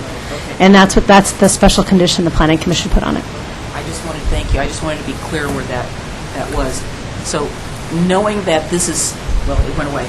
Knowing that this is still one parcel and you have a landmark on it, I was kind of curious as to why you're not taking a look at this particular house for some, as Cindy was starting to talk about, some elements that could sort of minimize this. And I think the one thing that I see immediately is this big, gigantic garage door. And I'm wondering why you're not requiring them to have 2 doors. Because if that little garage, which of course is not on this drawing, there's going to be a gate. I have to see it, so I wish you told them to go out to the car. You No, probably it's do like it. kind of like that. Okay. Like a So- shed. It's yeah. coming off that side. So if you've got That's a that on the crappy side drawing. with a smaller door, Yeah, which set back. I don't know how big that is, Like then you've 8 got feet. that big man, because you're going to drive by this house before you get to the historic house, and those garage doors just look, that garage door looks out of place to me. The front door with the side light looks like it was added on after the fact, and I'm just wondering, why don't you just make like one door and maybe have a transom above, which would look a lot, to me, a whole lot better. It just, there's something a little bit not balanced about that Like a front. door with just the transom over the door Door, thing. Yeah, yeah. I hear you. Just that weird side light, or maybe that's to let somebody see who's there, or I'm not sure why, but it's a little unbalanced with the one on the top. It's a huge rectangle, and then the skinny one on the side just kind of looks like the whole thing's tipping over. So you still have ability to look at this because it's still part of the designated parcel and has not been partitioned. It's pending, but it's not a separate lot that doesn't have a historic resource on it. It's a lot that is going to have a new house on it. And, I mean, just from the front, that's about the only 2 things I would recommend. I too, like Ms. Yates, are very concerned about the house and that I guess I have, as a member of the public, I have concerns that the 2 new houses are going to get built, and maybe the sale on the 3rd house will lag, and then you've got people next door saying, well, I've got this brand new house, this is devaluing my property, blah, you hear the scenario, and then bad things start to happen, and I think the historic resource is way more significant than the partition in either of these 2 parcels, and there are very few historic resources left in Park Place, and we knew that when we annexed it into the city. So we were trying very hard to continue the county's historic designations of all of those buildings and make sure that they were going to be preserved, because there's a lot of great history up there, and it's being lost. So just some comments about design. Denise, let me ask you, what's your thoughts on that neighborhood with the economy of scale of architecture? It's really big. I think you're right that a story and a half is But probably... I'm also asking the neighborhood. The neighborhood is just It's a mishmash. It's a Yeah. hodgepodge. Yeah, it's Yeah. a hodgepodge. And you could- And again, except for the new construction that's happened within the last, since the city annexed it, all of that's prior. The county really had much more lax Yeah. review. I mean, than that we whole ever street's did. just got just about everything on it. Yeah. Even the But you know, there's T111 gonna be- siding. Yeah. There's going to be new houses built as old ones are torn down, and people Maybe. come in and buy up. And I think we should set a precedent with the new construction, now that we can. Well, I mean, the house that we approved earlier in the summer was it was large, but it was a story and a half. It Right, right. really had a better aesthetic and a proportion to it. It And It's easier to camouflage. yeah, and plus it was, I think, twice as far back. Right. So Yeah, I think you're going to have, particularly you've got that whole wall, the window void on facing the historic structure, and maybe that's good in one way, but, it's new, it's, like you It's- said, it's an out-of-the-box box. yeah. Okay. Well, Thank thank you. you very much.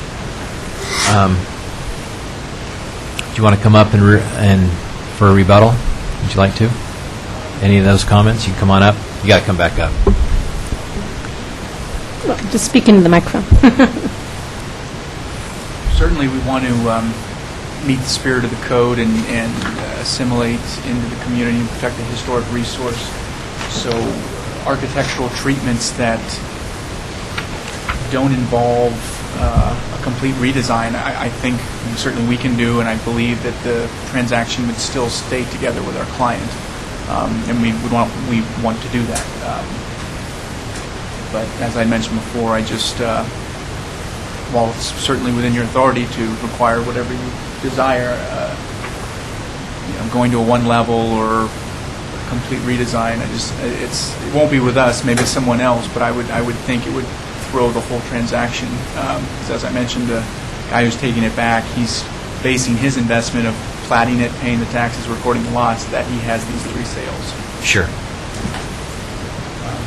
It's such an interesting predicament where this is how we are doing things now based on economy and the economy of scale and the times, and it's difficult for everybody right now. And so it's like, that's the hard part is,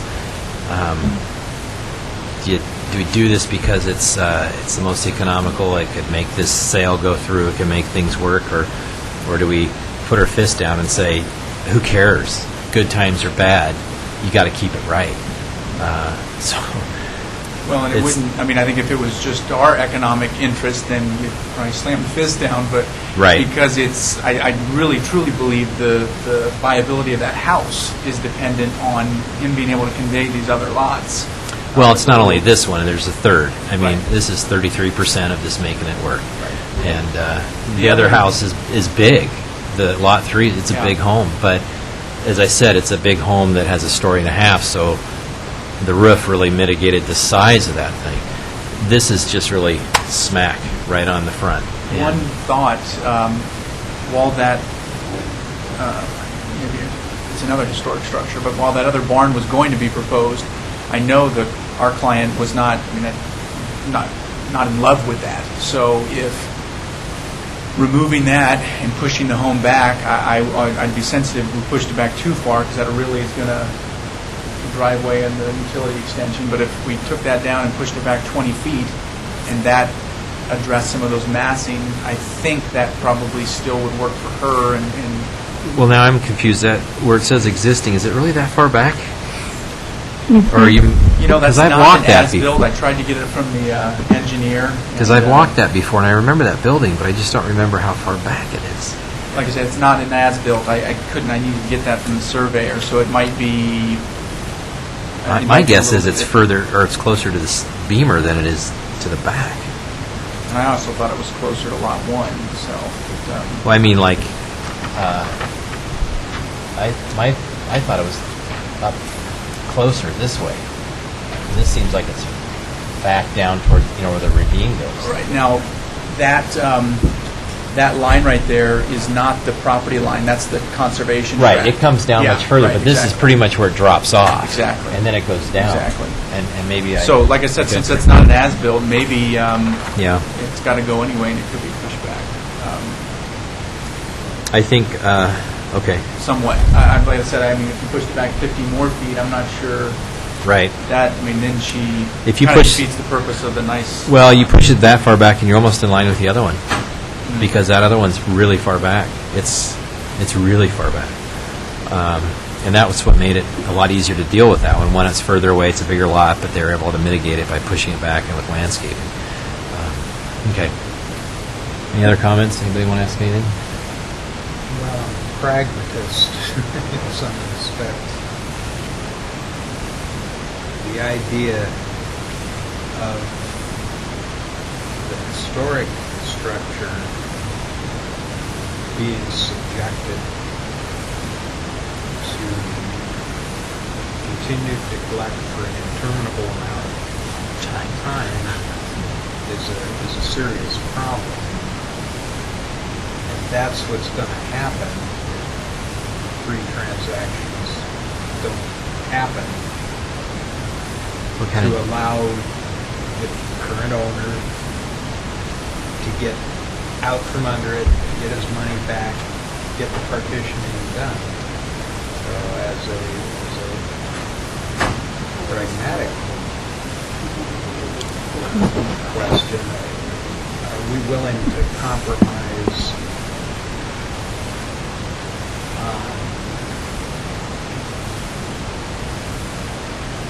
the compatibility, the neighborhood compatibility, in order to come closer, or to come as close as we can get, to guaranteeing preservation of historic structure? Yes. Well, but that, there's two ways to go there. That's true, but if the city proceeded with demolition by neglect, then the repairs would be done sooner. Well, are we done Then talking on? you'd You be can go ahead, Sam. requiring the junior lien holder who now holds title, who will hold title on it, Can I to make the repairs. can I close this then so we can? Okay. Alrighty. Well, you can keep talking now, Ken. Okay, now we're doing. Yeah, I hear what you're saying. I'm not necessarily disagreeing with you, but I'm just saying there is another option.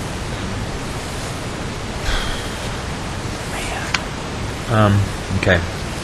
Does anybody have any comments? Anything you want to say? I don't think we need to sacrifice style of the house to push something that may or may not happen. In the time frame that you're talking about. I don't understand it. Well, you said that, this may not happen in a manner in which we're expecting it to, right? So they have plenty of time to redesign the house, is my point.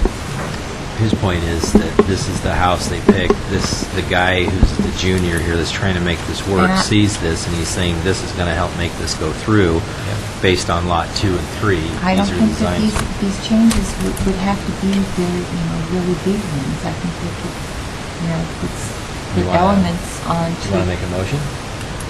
for what to What not you're approve saying. it. Could we discuss a little more before we do Well, the I was getting ready to, motion? but I mean, I guess what I'm asking is if you want to bring up some points that you're saying, that we can eventually turn that into it, but I think what you're saying,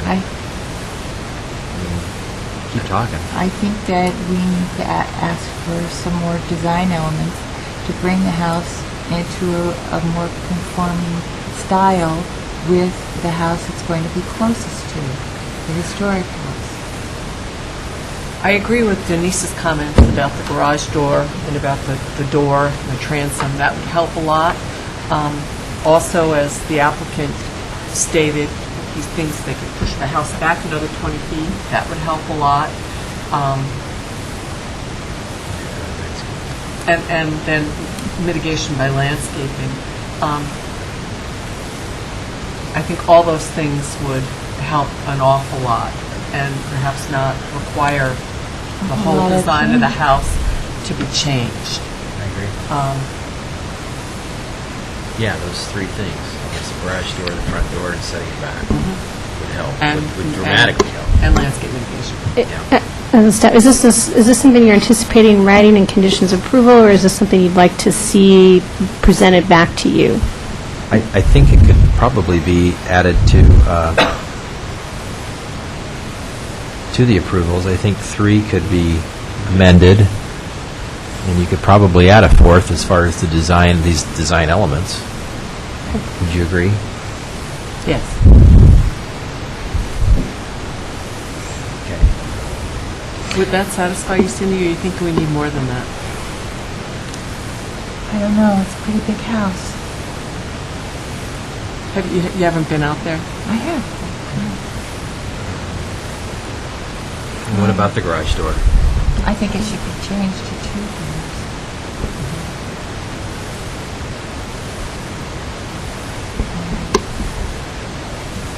There's no way to make it a story and a half.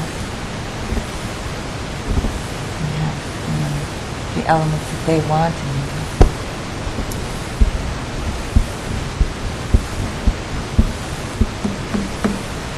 So, in discussing this, at least on, if I get this right, I'll repeat it, that on the front door, to eliminate the side light, but just to create a transom above the door, so it doesn't look off center, to take the 16-foot wide door and turn it into 2 8-foot, which then brings up the issue, right now it's a 16-foot door with probably some alternate brace panels on either side, that now you would have to reduce the size of those doors to probably 7 feet, It's not going to work. because you have to put a middle in there. No, that will not work. I would say make them 9-foot doors and make the house a little bit wider to accommodate it. Because 9 foot wide, Each door should be 9 feet.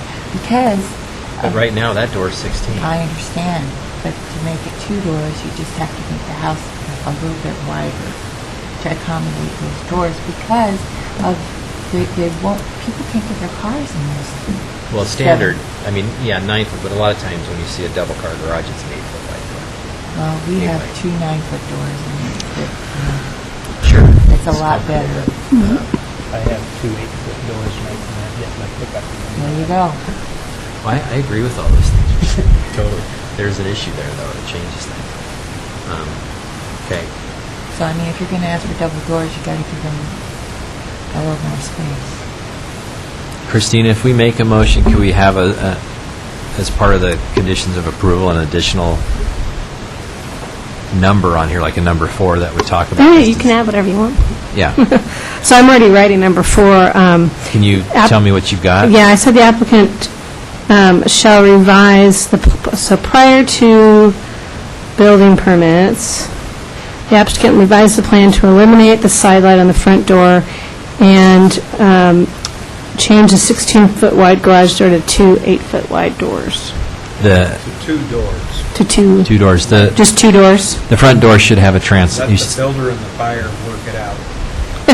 The front door should have a transom above it. Something should state on there that the door still has a transom. Okay, with, keep remaining transom. Yeah. Okay, and just say, revise the 16-foot wide door to be 2 single car doors. Correct. That was actually, I mean, we do that. There's a cheesy way to do it, and then there's, where you really apply the trim right in the middle, and you put the fake handles in the middle. I mean, I've seen it. You can't do it. It's one of those where, it looks better than the full 16 door, but it's not as good as the true thing. It's kind of the compromise in the middle.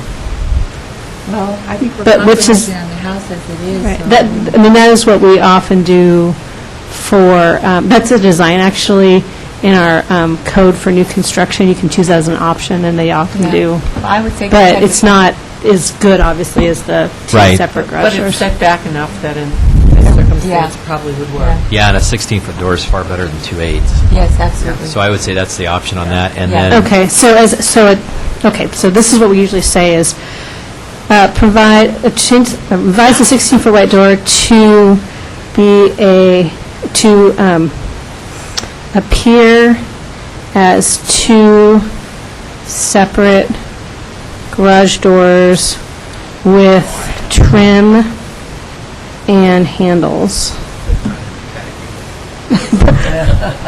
But not in a tacky Not way. tacky. In parentheses. And the third thing is setting the house back an additional 20 feet. Okay. That would be number 4. For A, B, and C. Yeah. Are we good with that? Okay. Now, what about the Acquiescing. landscaping plan? Oh, and that would be on number 3. If you want to change number 3 into requiring a mitigation plan, landscape plan that has to be approved prior to obtaining a permit. Okay, can you give me some direction about what I'm reviewing?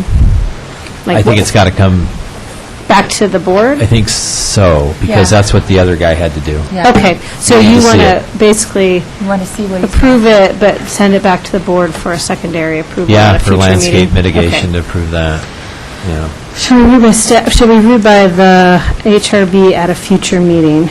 Yeah. It's At gotta a future happen. noticed meeting? Okay. And that would be number 3. Yeah. So, okay. So I will make the motion that we adopt the revised, amended conditions of approval as written. Anybody want to second that? Second. Okay. All right. Ms. Yates? Well, Oh, sorry. one more, I have to raise this one more time. Okay.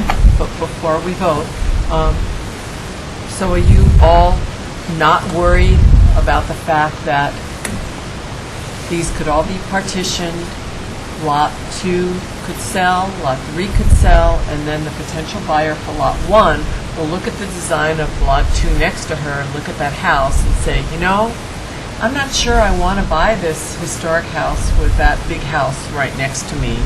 I'm going to pass. And then we've got a situation where we still have a house that's a historic home, that's neglected, that's sitting on the lot.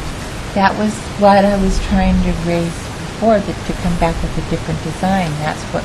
That's what I- 50%. That's right.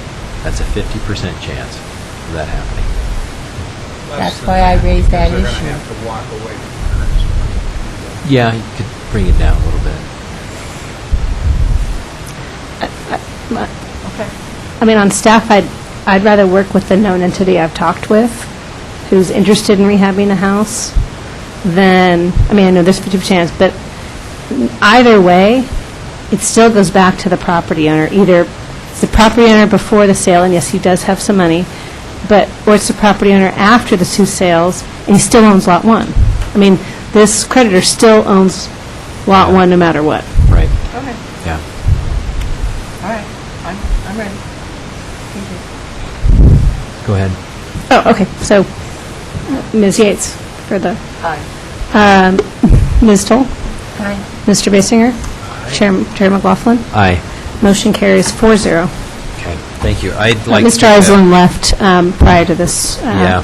I need to HR take a hearing. break to use the bathroom real quick, if I can, and then we'll get...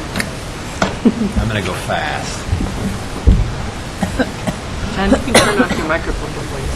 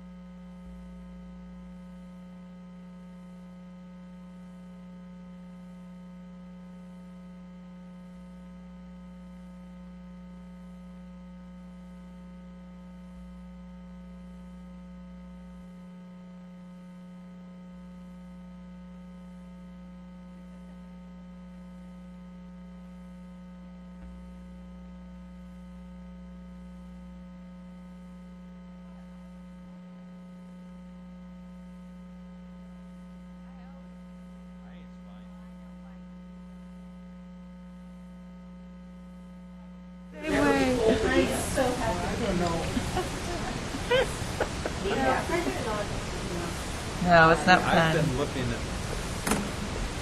the thermometers on thermostats all day today. So it's been feeling cold, but every time I look, it's 70 degrees. Yeah. Well, it's supposed to snow like at 3. And also, I'll make this notice, but this is our last HRB hearing at the City Hall, because next month we'll be So at we the go new to that City new Hall. place? Yep, new City Hall. Your offices too, Christina? We're having chambers in No, there. they'll still be there. It's the City Hall stuff. Yeah, so police and code enforcement stay here, and court will stay here. That's closer for me. So, yeah. You didn't look like Lorraine.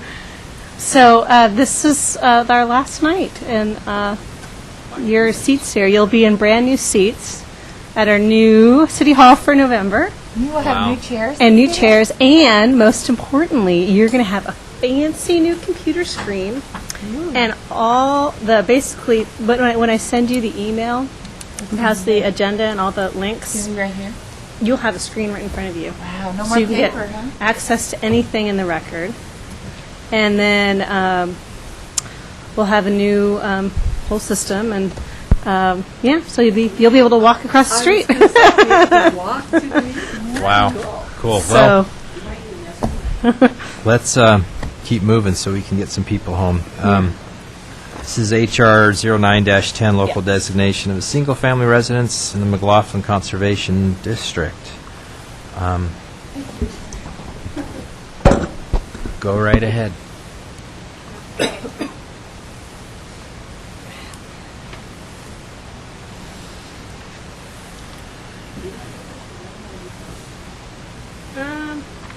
this is not a very long book. Let's see real quick.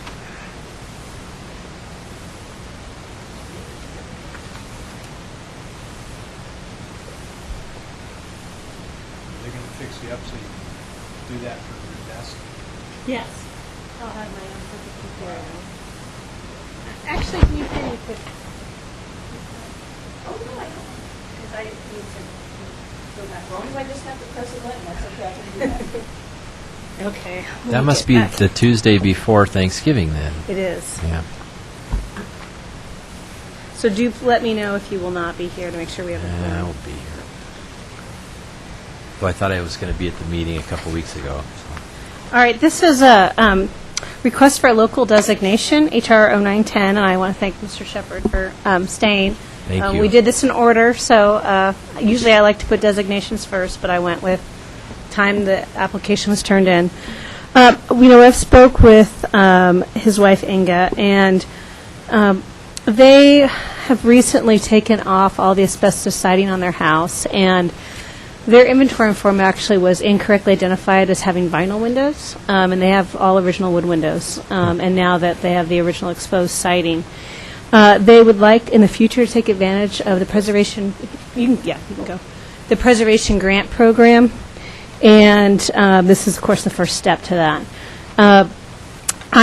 The photos you're seeing now is showing what it looked like with the asbestos siding on. If you want to do the next page. This also is asbestos siding. Yeah, so that's showing the asbestos siding removed and the original wood siding.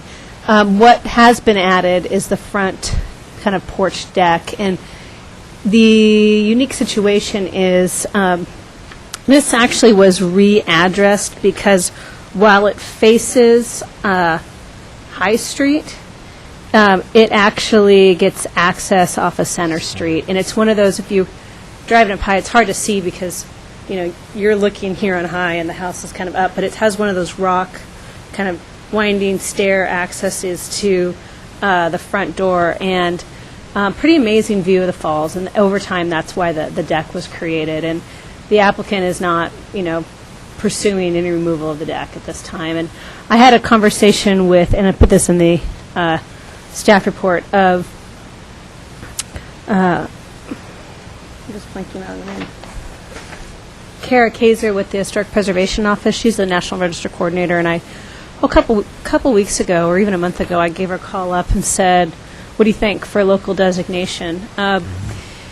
And she brought up some issues. It's not, of course, individually eligible for designation. That's because of the changes to the porch. But she said there are, surprisingly, there are buildings that are listed on the National Register that have kind of changes to the extent of that. Maybe not the exact one, but she said in the long run, because it has intact siding and intact windows, and the house itself is pretty original, and you can see the house from the deck addition, she thought it was a reasonable request for local designation. So that's where kind of her findings, based on the intact integrity of the actual house.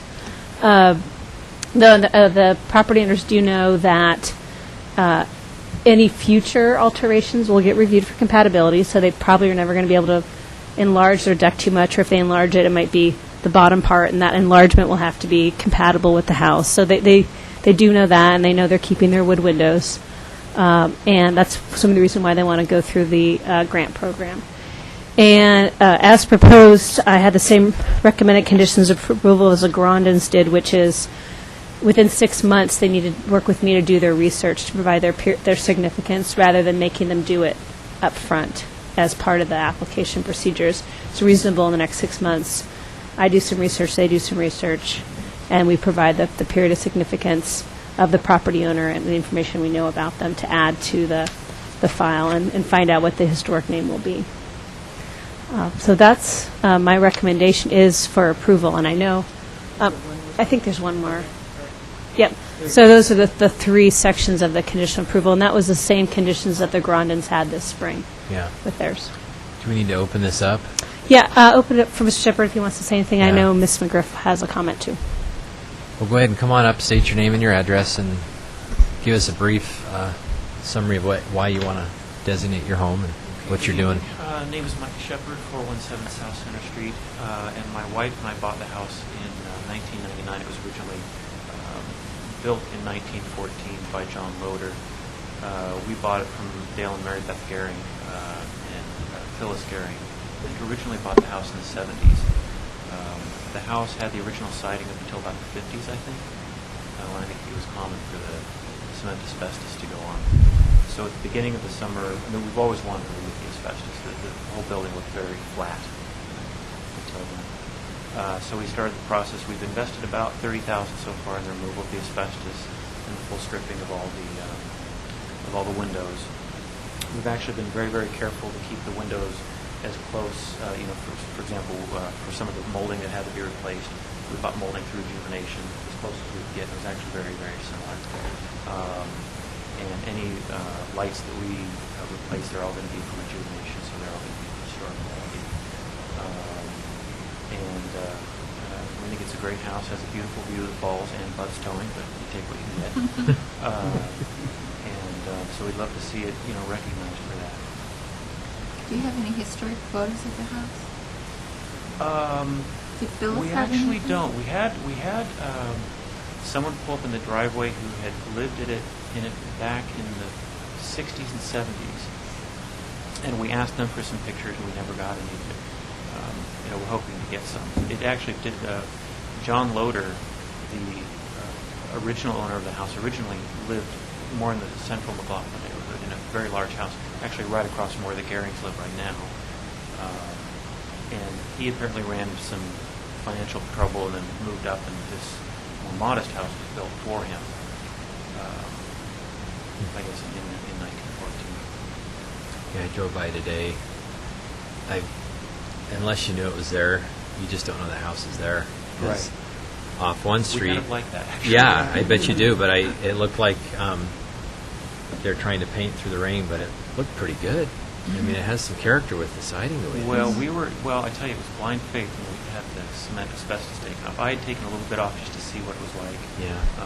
And it was actually, the nice thing is, it's the original cedar with only one coat of paint on it, which is very, very rare. Wow. Yeah. Good Yeah, stuff. and so- Old stuff. Old Now, growth. we've had to replace maybe 20% of the siding, but we've done it with identical cedar. So Yeah, it looked like some of it was already pre-prime replacement Yeah. stuff, I noticed, but looks pretty cool. Yeah. So we love the house. Now, one question I have in terms of the deck, because the deck was put in, well, actually, I don't know when the deck was originally put in, but we're going to have to face replacing I wouldn't say the deck wholesale, but in the next probably 5 years, replacing a lot of the boards. Are we going to have restrictions on just repairing? Do you know? I don't think so. I mean, if it's maintenance and repair, if you're replacing some rotted members, Yeah, well, it would be or if the decking, probably maybe, it would probably be replacing maybe 40-50% of the understructure of it. because the it's about- framing? Yeah, the framing. The framing goes up about 10 feet, Yeah. so we want to be proactive there. If there's any issue with that. If it's truly just repair, then that's fine. It's when you are kind of wholesalely taking it down and wholesalely adding it back, or amending it or enlarging it, that's when it gets, well, that's what requires a permit, but I don't know what right, happens right. here. But even if it didn't require the permit, I mean, I always work with myself as staff, but generally, if it's maintenance, you're repairing existing elements with exactly the same elements, and you're not wholesaling removing it and putting all brand-new elements in, then that's fine. I mean, it is what it is, and it's just any alterations from this get reviewed. Yeah. Any other questions? No, I think it's... Thank you. Thanks for being patient. It's been a long night. Thank you. Okay, well, we'll open this up to the public.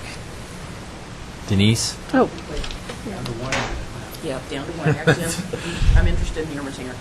Denise McGriff, representing the McLaughlin neighborhood, and unfortunately, because of the snafu, I was unable to go look at this house, and I would like to request a continuance for 2 weeks, so I can do what I need to do and get you comments in. And I feel really bad, but I talked to Mr. Shepherd. Is that it? That's it. Okay. just for a point of information, they haven't applied for their preservation grant yet, so there's no timing issue right now, Other than doing this again. other than continuing, yeah.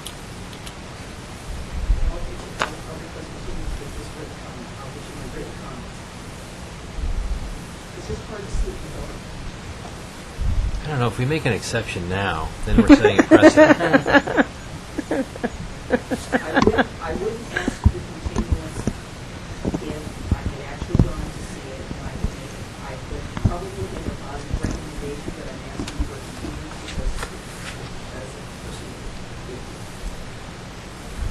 Continuance by neglect? But by city's neglect. No, there was a miscommunication at the city. I gotta so- leave it up to you a little bit. I mean, which...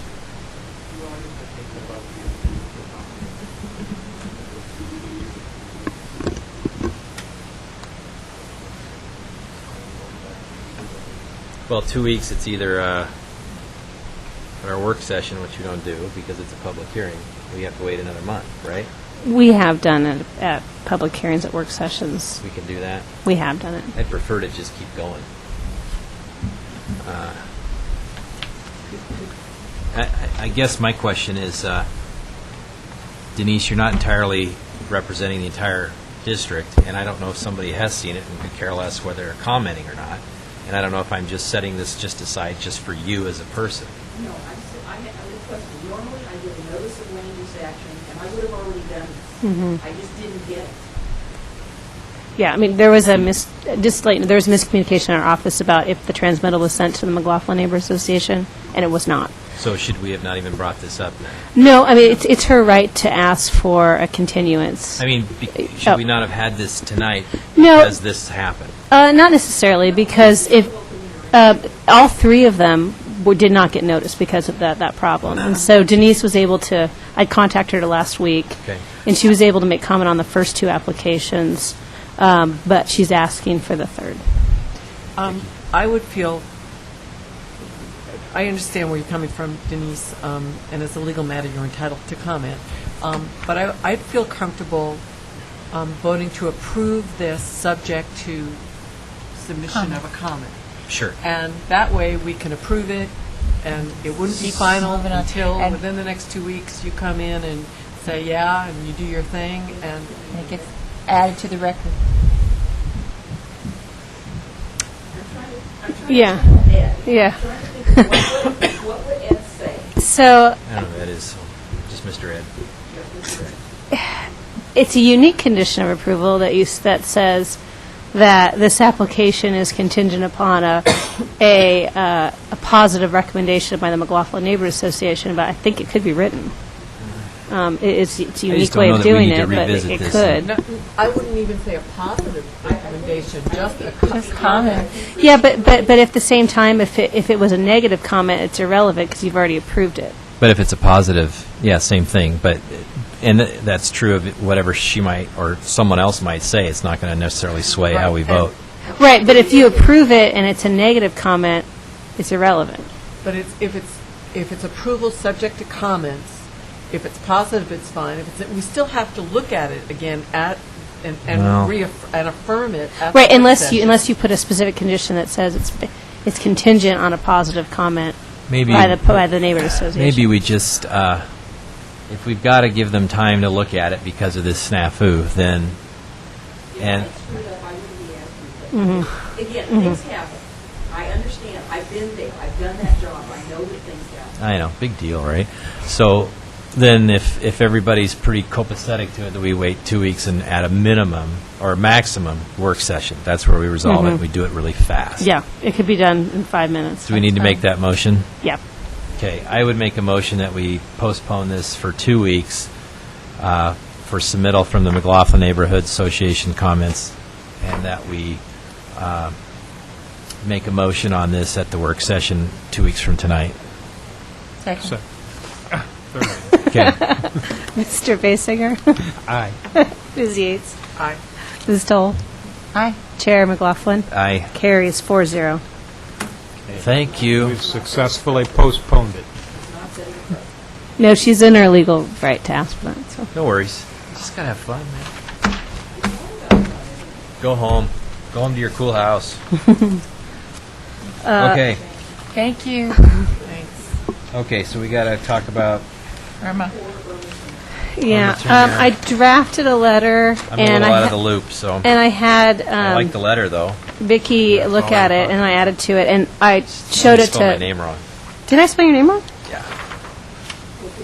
J-O-N. I'm really. You know what, John? I'm really good at I'm setting taking up. myself apart from the daily quota of. Are you related to John No, McLaughlin? you know, I'm usually really good with not putting an H in your name, and I was writing quickly on Friday. Yeah, I spoke with Todd before the meeting started, and he read this over, and he did not have any further comments. So I got a signature on this one, so maybe we all sign this one. Sorry, I have. no, just wanted to let you know before you start that when Todd left, he didn't have any further comments on it. So yeah, so. Do you need a copy? I got one here. Basically, what the letter is recap of what happened with the grant, recap of the site visit, a request to meet with the city commission and the members of the session, highlight the disability recognition issues that we submitted for the windows, and then also a conversation after site visit to ask for a current building assessment and complete like both those and the grandfather with that grandfather. The letter also highlights two regulatory aspects, the demolition denial and wetland, as well as the ORS that directs jurisdictions on converting those properties. And the general case of the letter, which is looking at Mr. Open's concern, and we'd like to continue long-term things above and beyond the Okay. What else do you have, Vicki?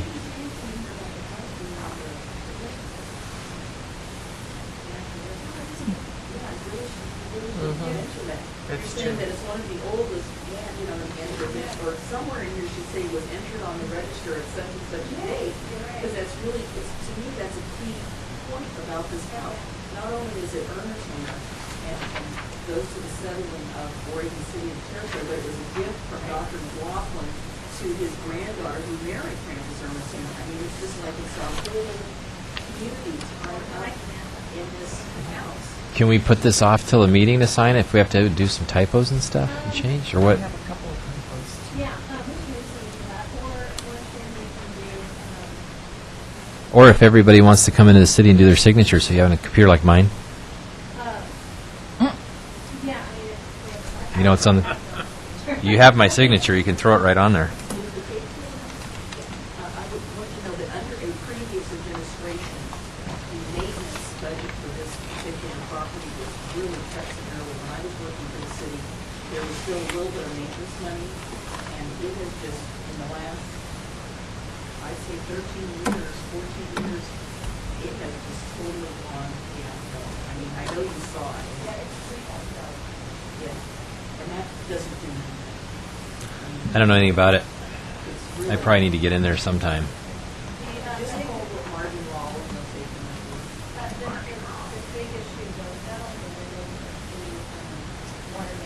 And the walls, and the ceiling, The roof's pretty shot. terrible.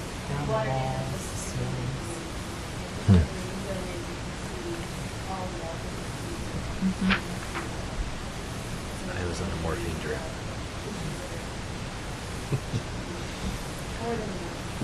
Okay. Well, I think maybe if we change little things, maybe email it to us. Or everybody can come in and sign it.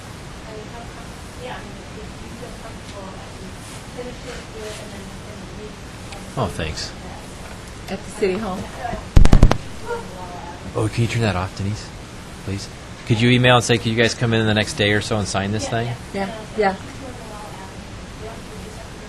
Okay. And you can actually use my signature. Yeah. Okay. Yeah, that'll work for me. Rolla? In March. Are they caretakers or they let people? live there, but they basically are the Urban Center House right now. Okay. They have been very I need to call them because upset about the city's lack of. I'd like to go and see it before, if there is a work session with these commissioner dudes, that I can.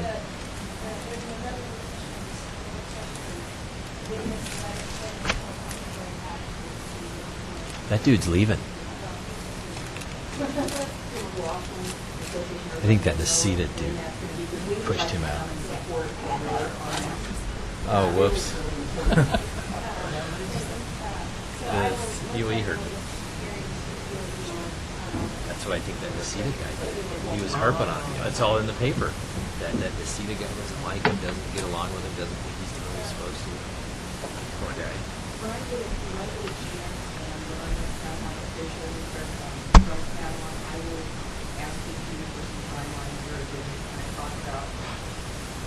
What the Western Regional Office's goals are for the year for the Oregon, for Alaska, Hawaii, Idaho, Washington, California, that's the Western region. I'll take a free subscription. Sure. And then we'll give you 3 minutes. He's in good form. I think he's still on 10 minutes. I do have a lot of residual stuff in my body. That's what they told me. It's a lot of fun tonight. Oh, yeah. I'm out here.